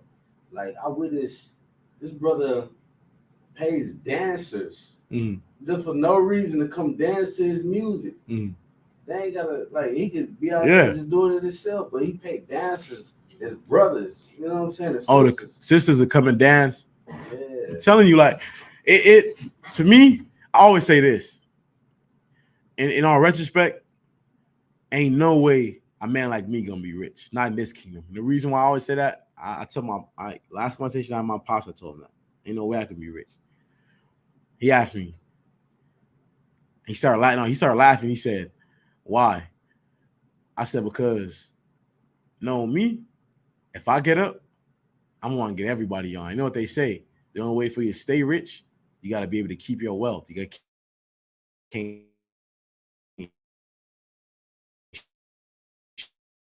Share, you know what I'm saying? Like my Jordan go restaurant hit. Jordan, I mean, that's the mindset that he had. He said, what if I start tipping and giving people money, I ain't gonna make no money. So I can't be tipping. I said, damn. For me, I can't be that way. I can't, it's impossible for me to be that way. When I tell you it's impossible, that money gonna be going fast. And I can only for the simple fact that for me, I've always been the type that if the guys, if my guys can't, if my guys, my family can't, my king can't enjoy it, like it made no sense me having it. I'm only getting it so the family we can, you know what I mean? It made no sense me having it for real. You know what I'm saying? Like, I really can vouch for this. I never forget when I stayed in a spot. When I tell you the spot that I was staying at, you walk in, the only thing was in there was a refrigerator. That came with a spot. I was renting and then hours at a time. And I had no furniture in there. I had one bed on the ground. Like, it was up to me. I lived that way.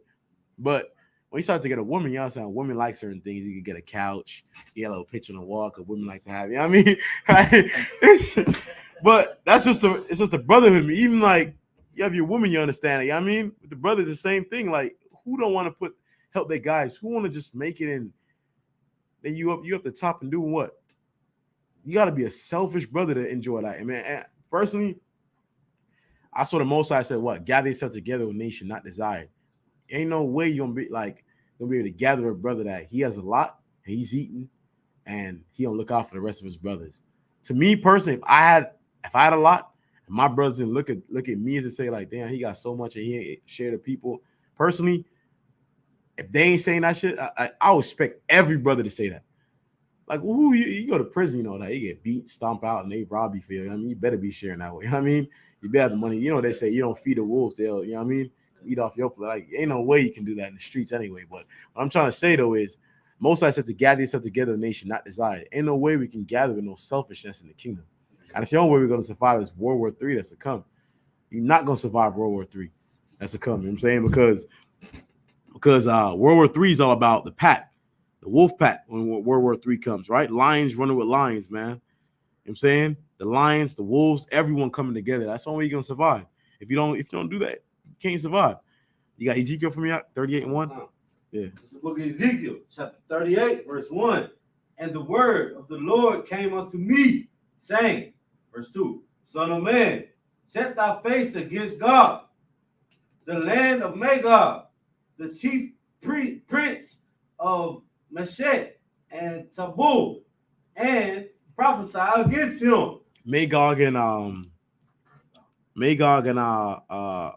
Gog, I think is what is it? Germany and Germans and Russians, if I'm not mistaken.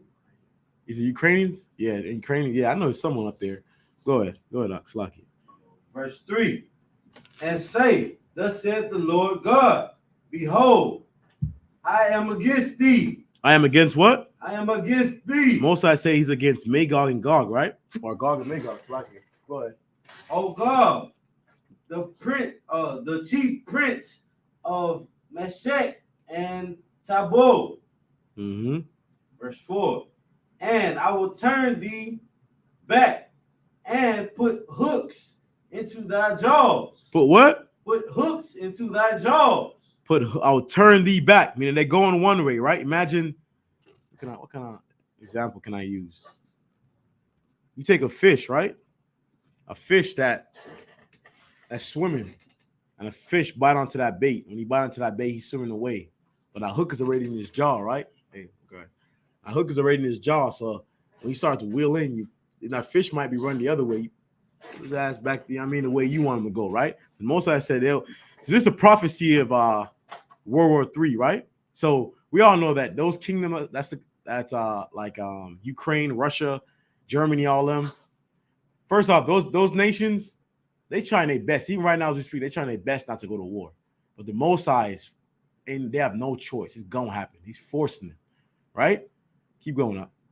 I will come and put hooks in thy jaws, and I will bring thee forth, and all thy armies, horses and horsemen, all of them clothed with all sorts of armor, even the great company with buckles and shields, all of them handling swords. So imagine in today's time, all your fighter jets, your warcraft, your tankers, your missiles, they all gathering all them together, right, to kill each other. Ain't no way of running away from this. Which, like I said before, they really don't want World War III to start. I'll let you know. Here's the reason why they don't want World War III to start, because the white man is in his kingdom. Who in their right mind? You know how good the white man living right now, man. You want a war?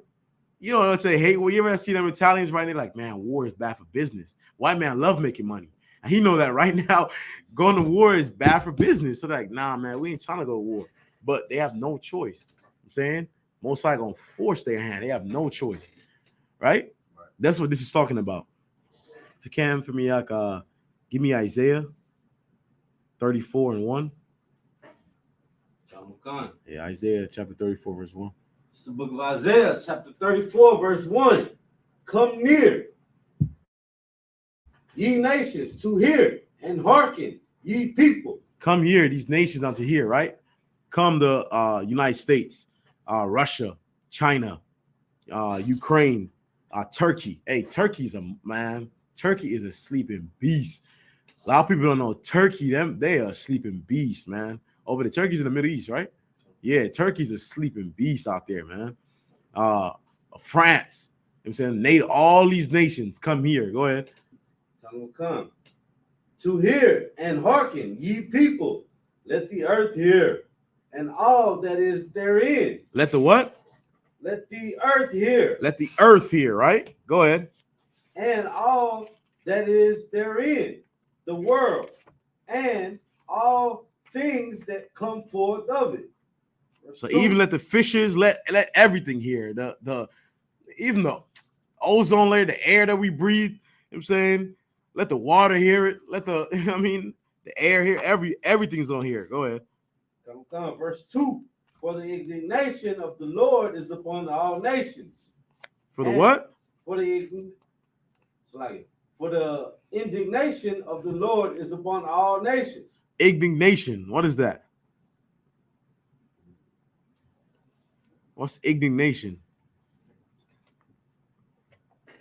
The Bible dictionary. I'm trying to pull. Slovakia.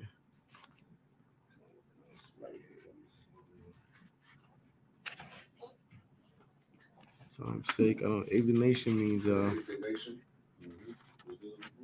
Indignation. The definition. Yeah. Whenever you're ready, sir. Read it. Go on. Indignation, anger, or annoyance provoked by what is perceived as unfair treatment. Let the indignation. Read it from the top. Read it from a verse again. Indignation. Come. For the indignation of the Lord is upon all nations. For the indignation of the Lord is upon all nations, right? The anger, right? The frustration, the unfairness, because the Most High know what? All nations. First off, let me say this. Every single nation is responsible for slavery. Every single nation is responsible for slavery. For what happened to the Israelites. Israelites being blacks, Hispanics, and Native American Indians. Right. Native American Indians was taken into slavery. A lot of them were taken back over, and the Hispanics were taken back over into the what we call the United Kingdom today. They were taken back over there by so what did they say? Find this Christopher Columbus was taken by Columbus, and a lot of those Spaniards that came over here took a lot of brothers and sisters back over there to serve slavery. So let's not forget that. Most I know what happened to black people in slavery, man. You know what I'm saying? And the Most High is upset about that. And all nations are responsible for it. The Asians are responsible for it. They fund it. Go look it up. That's a fact. The Arabs build the ships, right? Good ship Jesus and all that. The Christian, in fact, good ship Jesus, I tell you that. It's a Christian church helped funded that, right? Those so-called Jewish people funded that. Every nation had their hand in slavery. The Africans rounded us up. Everyone got paid off slavery. You know what I'm saying? So the Most High said, like the indignation for all the nations, right? Go ahead. And his fury upon all their armies. Fear upon all their armies and military, right? Go ahead. He had utterly destroyed them. He had delivered them to the slaughter. To the what? To the slaughter. He's delivered them to the slaughter, right? It's coming. Go ahead. Verse 3. Their slain also shall be cast out, and their stink shall come upon, their stink shall come up out of their carcasses. Out of their what? Out of their carcasses. Their stink.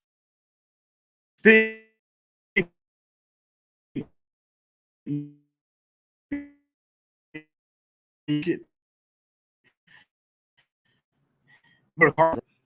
saying, you ever, man, slums, tell you, dirty, pissy shit like that. Kingston was a slum. Boy, when we seen that body there laying across, boy, that the smell alone gave it away. We should have known. I'm saying just like that Salakia. God damn, I'm saying everybody going that gully side. That man, that's the like you see why people vomit, like the stench. Like God, oh my God, that's disgusting, man. Like right, the carcass, right? Keep going up. And the mountains shall be melted with their blood. The what? The mountains shall be melted with their blood. The mountains shall be melted with their blood. What does that mean? What's a mountain? Go ahead. So like their army is gonna be filled with like how much blood flowing down them. Oh my God. That's why they say what? It's gonna be so much killing. I said it's gonna fill to a horse's brittle, right? That's how much blood it is, man. It's gonna be. You mean to tell me that? I don't know if anybody ever seen a brutal crime scene before, man, with like just blood everywhere. Like we see somebody get hit. I'll never forget what seen. If y'all didn't see somebody get chopped in the face before, what people call a cutlass or a Mexican call a machete, there was a man sleeping with another man's wife. The nigga ran up. He's sitting down here paying attention and he chopped him across his face. The nigga face opened up. When I tell you, when you see, you ain't no fear until you see grown men like the nigga face open, that like nigga like, oh my, the blood, it was so much blood, man. It was, nigga. Now, imagine that times 10. You know how much blood is in one body? Imagine 1,000,000 bodies. God, man. That's, trust me, it will fill to, God. Yeah, Salakia, he said it right, the roof. That much blood, Salakia. That's just, man. But that's what's gonna happen. That's to tell you like a visual of like what's gonna happen. You going from here? Come. Verse 4. And all the host of the heaven shall be dissolved, and the heavens shall be rolled together as a scroll, and their host shall fall down as the leaf falleth off from the vine. And their what? Their host shall fall down, right? Who's that host? In particular, go ahead. Their armies. Their armies, right? We're still talking about, don't forget, when reading the Bible, like the number one thing is, see, as long as you're on topic, as long as you know what they're talking about, it's going to make sense to you. I'm saying Black and Hispanic write it. So, right, as long as you stay on topic. So we're talking about the other nations, Most High gathering the other nations up. They not going to want to go to war, and the Most High going to force them into war, right? Right. Talking about him gathering them up, them not wanting to go to war. He's going to force them to go to war. They're going to gather all their armies up, right? Have their armies go fight each other. Like, it's going to be so much blood and killing and slaughter, right? Keep going up. As the leaf falleth off from the vine, and as the falling fig from the fig tree. Keep going. Verse 5. We're going to try to get to 17. Come. For my sword shall be bathed in heaven. My sword shall be what? Bathed in heaven. We all know what that is, right? The sword shall be bathed in heaven. Go ahead. Behold, it shall come down upon Idumea. I what? Idumea. Idumea is another name for what we call like another name for Edom, right? Right. It's what? Yeah. It's not a name for Edom. Well, which round of Edomites today are the so-called white man, right? So Idumea. Go ahead. And upon the people of my curse to judgment. And upon the people of my curse to judgment, right? Who's the people on his curse? First, the only people can be cursed is what? Those that didn't follow the law, statutes, and commandments. Like, is a white man cursed?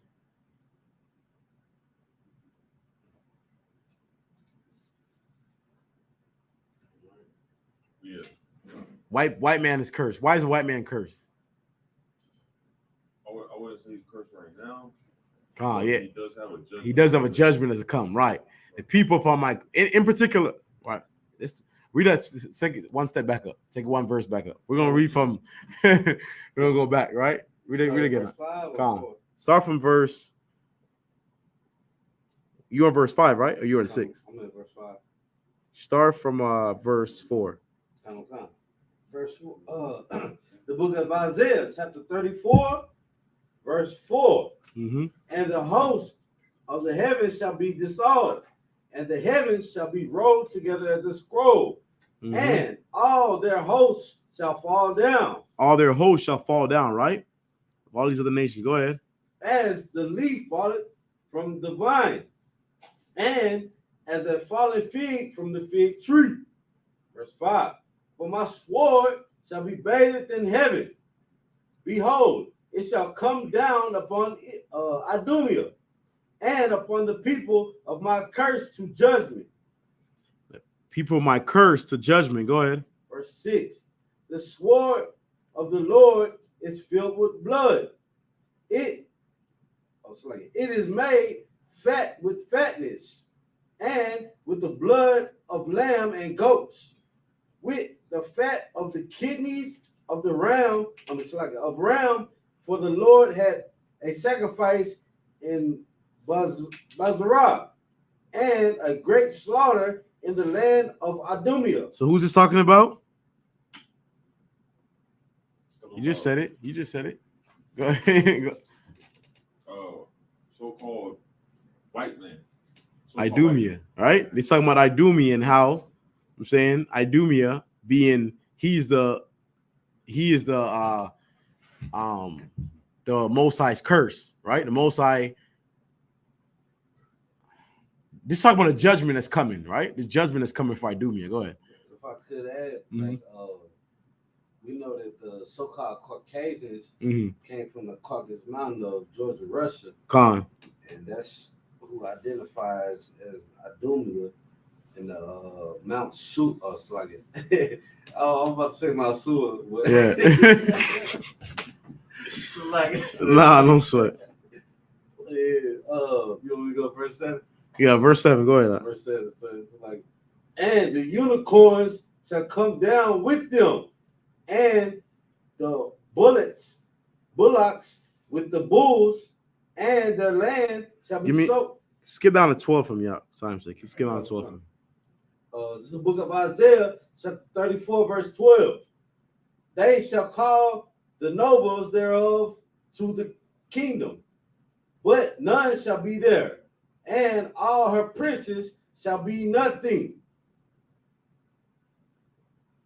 Come on, keep going. Verse 13. And thorns shall come up in her palaces, nettles and brambles in the fortresses thereof, and it shall be an habitation of dragons and a court of owls. Who's this talking about? I know we skipped ahead. Who's this talking about? Let's take it from verse 8. Let's jump up to verse 8. We're going to jump back down. The Book of Isaiah, chapter 34, verse 8. For it is the day of the Lord's vengeance and the year of recompenses for the controversy of Zion. Controversy of what? Controversy of Zion. So Most High is doing this for who? Zion. He's doing this for the children of Zion, right? The Black, Hispanic, and Native American Indians. So who's he talking about? The Israelites, so-called Black, Hispanic, and Native Indians. Who's that Judgment? He's talking about talking about killing Esau, right? Yeah, God. That's all right. So we jump back down now to verse 14. The book of Isaiah, chapter 34, verse 14. The wild beasts of the desert shall also meet with the wild beasts of the island, and the Satcher, how you say it? Satcher cry. Satcher cry to his fellow. Slakia, we got a question. Says Slakia, are white people cursed because Most High said he hates them? Yes, the Most High hates so-called white man, but the reason why so they're not cursed because he said he hate them. They're cursed for what they did to the children of Israel. Sure. I'm saying that's what. So basically, maybe I gotta explain the question. You gotta explain the question a little better so I can understand. But so basically, the so-called white man, he's cursed because of what he did to the children of Israel. He's not cursed because of his skin, because he has less melanin, or what else they use? Because he can't jump high, because his woman's behind is flat, because they not, because their lip is calm. Yeah. So like, so you want to say something? No, I'm about to say a precept. You never heard. I got a precept too. The wicked go astray from the womb. Yeah, the wicked. The wicked goes straight from the womb. That's what he is, man. He's been for his wickedness, right? The Most High despises the so-called white man, not for his skin color. We only call him white. We use the term white, black, and Chinese, all these different like bywords. We use that because the white man ruled the earth, and that's the bywords that he's given us. White man's given us the word African American or black. African American. These are terms that he calls us, but that's what it is. We're just using it for argument's sake, right? But he's cursed because of his he's cursed because of his actions. Not for his skin color, not for anything physically that he has. So obviously, you want to say something? Sorry, with precept. What? Obadiah 1:10. For thy violence against thy brother Jacob, shame shall cover thee, and thou shalt be cut off forever. I'm saying the brother just read Obadiah 1 verse 10. I'm saying talking about the violence for the violence that Esau, or the so-called white man, have had against Black, Hispanic, and Native American Indians. Like, he shall be cut off for that. That's the reason why the Most High said in Isaiah, I think it was, right, sir? Isaiah 14:21 is to prepare slaughter for that reason, because what their ancestors have done. Go ahead. I just want to give the Lord a hand, man. You love us so much, you don't put a whole race of people off, man. Yeah. Like you don't care about us, man. Yeah. Hey, like, once again, that's why I told you, I can't sit here and tell you, like, man, I already know it's gonna be like, man, white people being on here, man, when he cut them off, I can't sit here and I never seen it before. I've been seeing white people my whole life, so so I can't sit here and tell you like it's gonna be this way when they all gone. Like, I don't even know. I'm telling you, we've been in hell for so long. We've been oppression for so long. Like, we just praying for when our day comes for us to just be able to see what it's like. Like, damn, be able to wake up and like not have to worry about nothing. I'll tell you one thing, little sidebar. When coronavirus hit, that was one of the happiest times I had. Lucky. I ain't gonna lie. Hey, I tell you what, coronavirus. Hey, when Corona hit, boy, that freeway was clear. Man, I could niggas was being a stay home. I ain't gotta work. I was like, man, you finally take a breath. They were paying you to stay home. Don't come outside. Stay inside. Like, man, it was like, nigga, a break that is. Not that I'm saying I'm praying for another coronavirus. Mad people die. You know what I'm saying the dead is, that's a horrible thing, especially a lot of Black, Hispanic, and Native American Indians. You know what I'm saying? I'm not saying that. What I'm saying, however, is the sheer relief that the little small break that we had from our slavery was it was decent, man. You know what I mean? Hold on, you gonna say something else? If I could say, I want to get another hand. See, this nigga wanted to. I was trying my best not to. I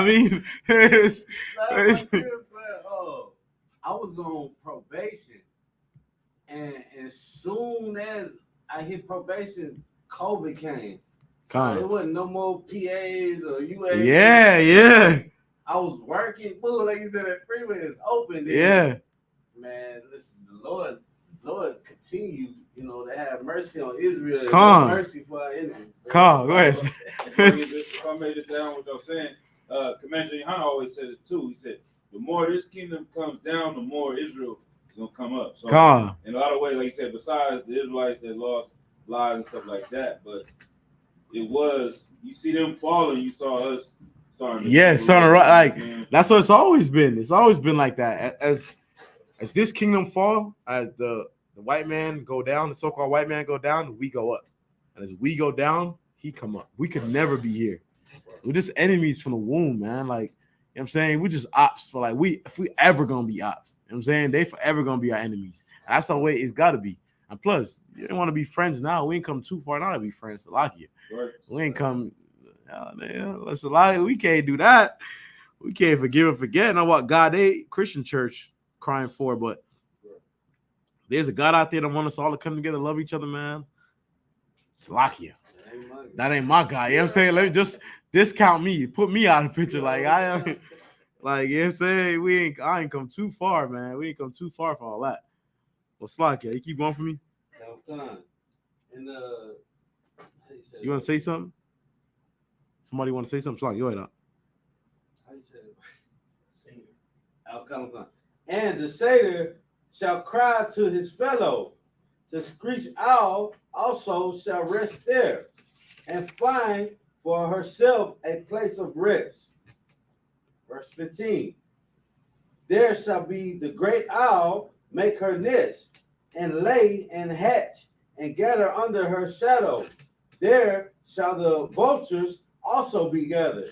So when a hatch lay is right, this is talking about, obviously this is a metaphor, right? And it's talking about read it again from the top. So 14. Read from 15. Verse 15. There shall the great owl make her nest. There shall a great owl, right? Make her nest. Go ahead.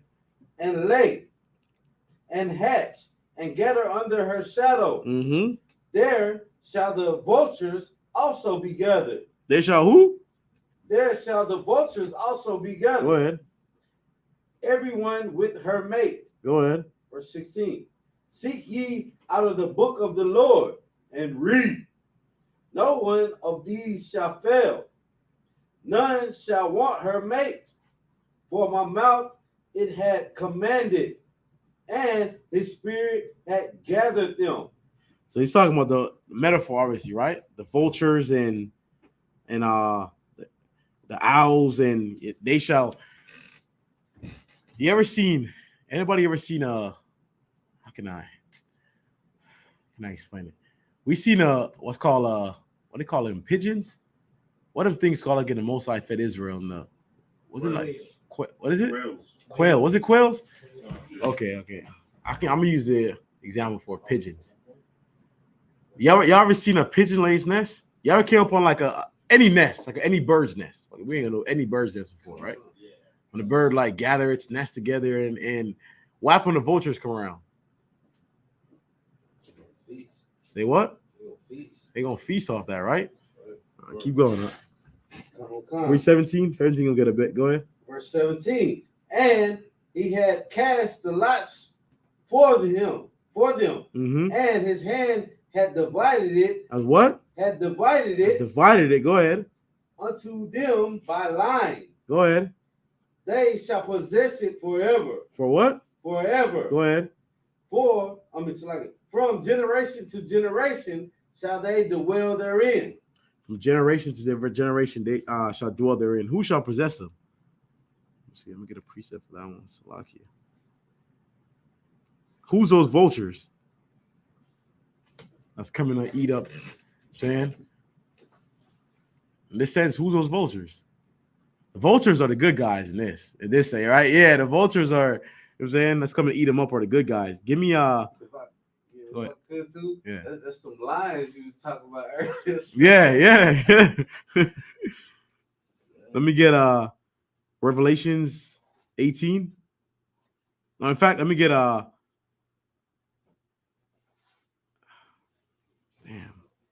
Which one is that again? The one I say, woe to those that desire the day of the Lord.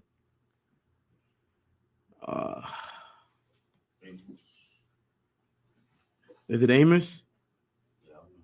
Amos 5 and 18. Isn't it? Anybody got it? Is it? Go ahead. Read Amos 5 and 18 from here. It's the book of Amos, chapter 5, verse 18. Mm-hmm. Woe unto you that desire the day of the Lord. Woe unto who? Woe unto you that desire the day of the Lord. Woe unto you that desire the day of the Lord, right? What is that? What does that mean? You know what I'm saying? Woe unto any. What does it mean to desire something? You ever hear those people, man, I'm praying for that day come when go ahead. To constantly hope and like want it. Yeah, like, man, I pray that day come, man, when we get to put you niggas, you wicked niggas to death. I always hear like fake Israelite groups talk like that, man. I'm like, yo, you truly don't understand your job then as a priest. Like, put like this.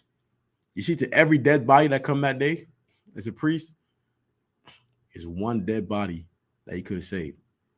Is one person you could have gone out there, teach and try to mold. You know what I mean? We all know that Most High want who you want anyway. But as a priest, you gotta look at it as if this is your job, you gotta look at it like, damn, I could have saved him, man. I gotta, like, you know what I mean? I could have done more. I could have. Furthermore, if that day coming, you thinking like that anyway, you ain't done enough. You know what I'm saying, you thinking like that anyway. You truly want to feel like, man, I done everything I possibly could, but you don't want to be rejoicing.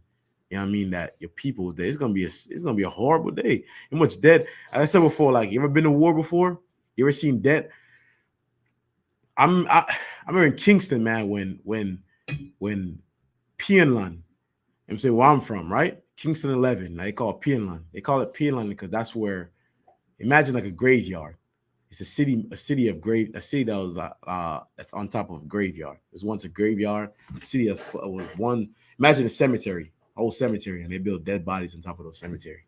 We're the ones that So there was a war. Everybody remember like there was a 1980 election in Kingston, like between the JOP and the PMP. If anybody know the history of the Benjamins, specifically in Jamaica, the JOP and the two political parties. Well, that's when Bob Marley got shot for, like over. I mean, the one political party, and both white nations. Yeah, I mean, you know, they come pick a side and divide the people and whatnot. And when I tell you, it was in 3 weeks' time, there was over 1,200 people dead in 3 weeks. I'm saying 1,200 people, and just that city, like, they fighting because it's predominant in the city of Kingston, because they fighting for, because the more of their side we kill, they don't get to vote. You know what I mean? So every time about like voting booth, lockdown, shot up, shoot up, all type of, you know what I mean, what's going on. And those 3 weeks,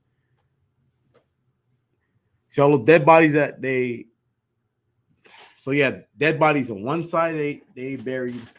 I mean, in one turf, and dead bodies from the other side they bury in the other turf. It's kind of like the Republicans and Democrats. The Democrats that died, they bury all the Democrats that died in California, because that's a major Democrat city, and all the Republicans that died, they bury them like in Boston. Like, I mean, like kind of where there's a majority like Republicans at. What happens was Kingston 11, where I'm from, they happen to be one of the parties, PMP parties, that died. Right now. I never forget when that side, who was on that music video by Damon Marley, Welcome to John Rock. Yeah, Welcome to John Rock, tongues to the counts them tongue. Like, watch that music video, like, so that neighborhood, right across the street. I mean, like directly, like just like a perfect example, like give you to 63rd and 64th. You see how they're right next to each other? Those two neighborhoods are fighting next to each other. Building where that Damian Marley is rapping about, they neighborhood versus Kingston 11, my neighborhood, coming from. Now they would be like the Lil Durk and them, you know what I mean, from that neighborhood or whatnot. And we'll be here's what they didn't tell you, like Kingston 11 lost a lot. But my God, I tell you that war is not pretty. Yes, we lost a lot. But you hear the stories, there was so much killing that was done. Now, Jamrock, the reason why you see how they had the high walls and all, they built that because there's so much the gun bullet. Yes, they built it for protection. Kind of like how 63rd and 64th, once again, where Old Block and King Von and them at. Don't forget, they behind gates. That's what they always make fun of them, saying you can't beef and you niggas and say you killing niggas. Y'all behind gates. Y'all live in a gated community. Like y'all like what the hell? Like the reason why some of it. That's the reason y'all win the war, because y'all got walls. Y'all got like, we ain't got no protection. Yeah, like we ain't got no, like, that's what they had. That's real. That's just me. I'm just keeping it real. I'm saying they had walls. Yeah, they had them high walls. And beyond, one thing I would say though is if you go inside them walls, understand that you food. You're not used to like that. You food. You absolute food. They know that like the back of their hands. You food in there. But anything outside of that is busted. Like we got them. Right? You know what I mean? You get them to come outside of that. But that's what it was. But I brought that up to say, like, there's never been any killing without killing, any war without war, man. So read it again up. You got something you want to say, Sir? Like, no, go read it again. It's the book of Amos, chapter 5, verse 18. Woe unto you that desire the day of the Lord. Because desiring the day of the Lord is gonna be so much killing and I mean, talk about the carcasses, the smell of dead bodies, the little babies being killed. Find the most gruesome thing you ever seen heads being chopped off. You have a hard time seeing head being chopped off. During that time, heads gonna be chopped off.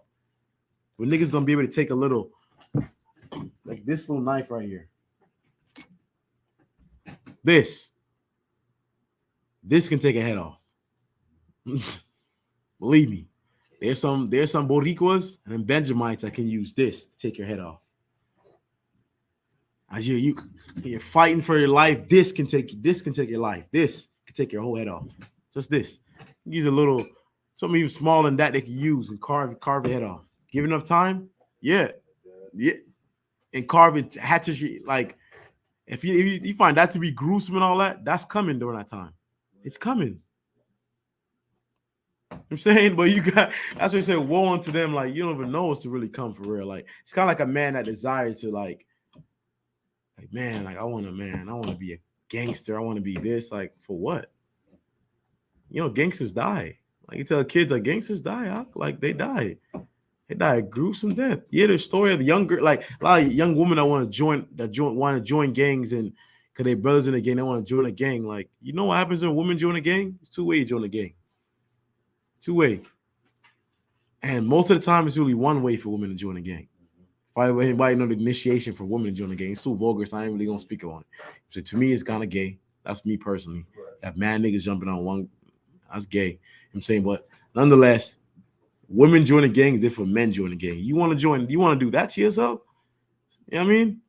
Not to mention, a story that one sister out in California, I'm saying that the gang found out that she was snitching, talking to the police. They took her and drive her across state lines from Arizona in the desert and come here in Arizona. They got a hotel for her. They slept with her. And then kill her the next day. Because they wanted to get one little last. Each of them took turns sleeping with her. Then kill her the next day. Them MS brothers. Right. Yeah, she was telling the shit, you know what I mean? But the wickedness like that is coming. That's the day of the Lord. That times 10. That's coming. You know what I'm saying? Like famine, having sleepless nights, having sleep for dinner, things like that. These things are coming. Now, if you're not familiar with that, or not even so much familiar, if you're not okay with that, then you shouldn't desire that day to come in. That's what the Bible's talking about. Whoa. Where did it again up? Woe unto you that desire the day of the Lord. Go ahead. 2, what end it is for you. I mean, it's like what end is it for you? What end is it for you?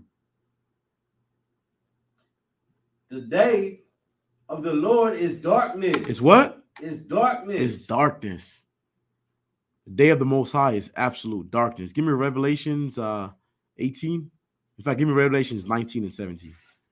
We'll leave it at that.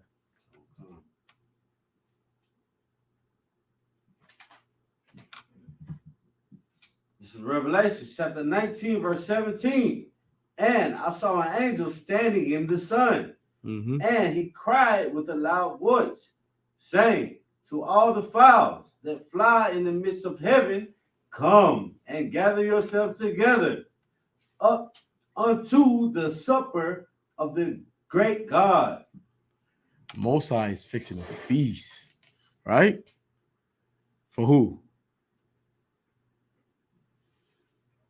We from the top again? Come. Verse 17. And I saw an angel standing in the sun, and he cried with a loud voice. He cried to a loud voice. Go ahead. What he saying? All the fowls that fly in the midst of heaven. What's a fowl? I find the midst of heaven. It's basically like the nations, the spirits, like the wicked spirits of the nations, mostly. Nah. Like that vulture we was just reading. You were just reading about it, yeah. I'm saying we were just reading it. You know, when the Bible, you know this, when the Bible, read the Bible, it always go, when you talk about something, I know how I know I've been taught, like, to know what he's talking about. Like, just go back to the premise, you know what I mean? Go back to what's actually being discussed. All right, go ahead. Come. Saying to all the fowls that fly in the midst of heaven, come and gather yourselves together. Come and gather yourself together. Go ahead. Unto the supper. Unto the what? Unto the supper. To the what? The supper. The supper. What's a supper? It's a feast. Feast. So he's telling that these caucuses, it's a lock here. You know how cold? That's some gangsters. Hey, Most High. It's two things. Number one thing I feel like the most locking, most gangster, the most I have ever said in our Bible was, he said, "For ye are men, and my spirit shall not always fight with you." Like, I said, damn, that's a threat right there. Man, because ye are flesh. Like, I could just kill you. Like, when the most I said that in the Old Testament, I was like, man, like, damn, that's different. Like, you know what I mean? I want to hit different every time I read that one. And this right here, read that again up. Okay, verse 18. It's like verse 17. And I saw an angel saying in the sun, and he cried with a loud voice, saying to all the fowls that fly in the midst of heaven, come and gather yourselves together upon the supper of the great God. Supper of the great God, right? The Most High is fixing the supper. You know what I'm saying? Hey, shalom, sir. The Most High is fixing the supper, right? Fixing a great supper. And who's that supper is going to be? It's going to be supper of the other nations, man, and those Israelites that get cut off in that time. During that time is going to be a dark time. Like, even though we're coming out of dark time, it's going to be a dark time nonetheless. There's no way to win. You know what I'm saying, in that time to come. Ain't no way. I'm talking about, like, I always tell people, you can say whatever you want to say. Until you see your mama dying, you see your cousin and auntie and them dying, like, you don't know what true pain. I'm telling you, it's different. It's different when you hear, like, man, you get to call you, man, they just kill so they kill your brothers, they kill your cousin, they kill this, they kill that. That pain different. You run up there, crime scene, you see blood everywhere, you see niggas laid out, and you see people crying, moms crying. You see what? The scream. I'll tell you, I tell people, today, I don't know which one is worse. Hearing the scream. You ever hear a woman scream in pain?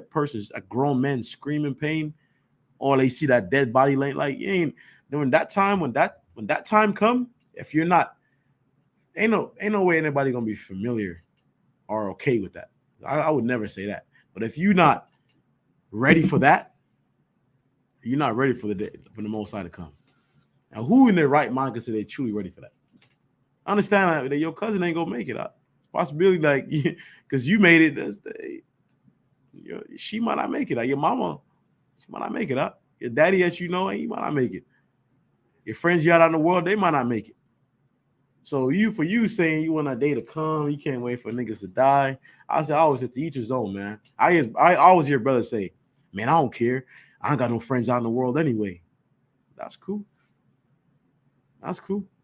But here's how, this is something I've always, I was out in the world, I've always said, right? When I first came in the truth and I'm saying I'm a officer in the truth now, and I spend years in the truth now, and I'll say this.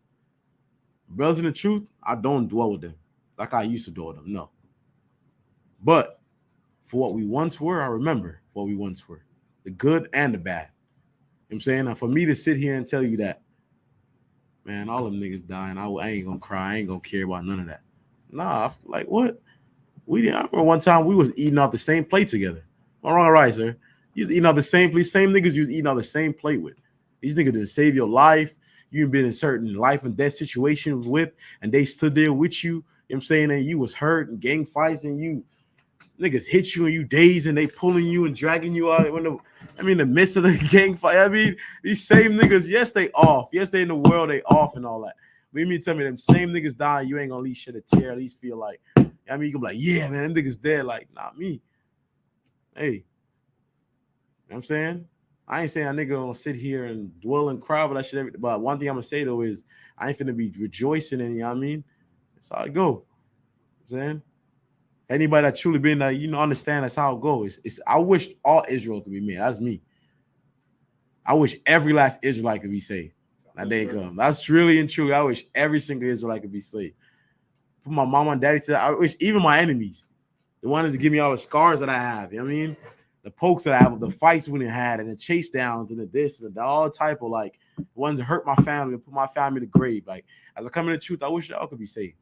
I'm saying I wish that everyone could be saved. I understand that they living in hell, just like I was living in hell at the time.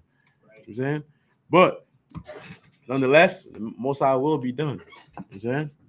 But I ain't gonna sit here and rejoice and and I'll be happy about it. You know what I mean, while like I hear these brothers be doing, man. Right. So it's a sad thing. You know what I'm saying World War III coming, right? The end of the world is coming. It's a sad, sad thing, man.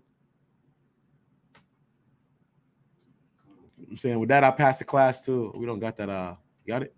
Yeah, I pass the class to Officer Tamakia.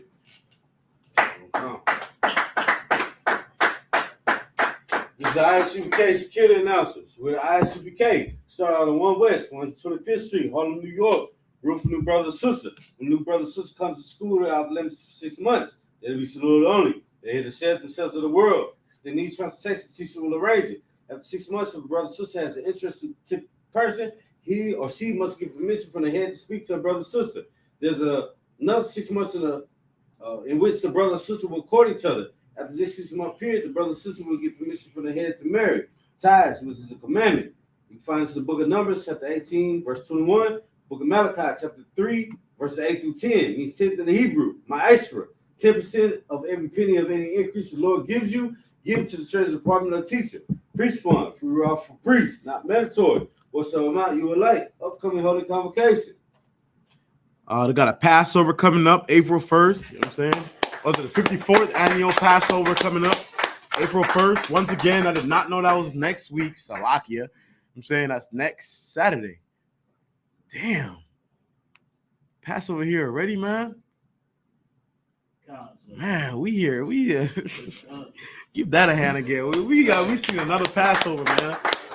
Anybody have never been to the Passover before? Let's imagine the greatest show on earth. Truthfully, and I mean that, the greatest show on earth. You would never see nothing like this before. Like the garments, the beautiful dresses, like the formal, like let's imagine a royal, what do we want to call it? Royal party. Right. Of a great and mighty nation, right? Coming back together, slowly coming back together, right? Just imagine that. Imagine your lives. Just imagine what all young girls have been dreaming about in their dreams, right? That wedding day, that's Passover is all that times 10. I'm saying if you've ever been there before. So you definitely want to come out to the Passover, right? April 1st, next week, Raleigh, North Carolina, right? Go ahead up. If anyone wants to become a trooper in the school, start wearing all black. black boots, black shirt, black pants, black headband, black scarf. With that include the ISUPK security announcements. Men of Israel, Amadu. We're going to give a courteous salute to the teacher. Men of Israel, Amadu Shabbat, Amadu, Barak, Yahweh Shim Yah Shabbat, Yahweh Shim Yah Shabbat. Yajimata, dismiss.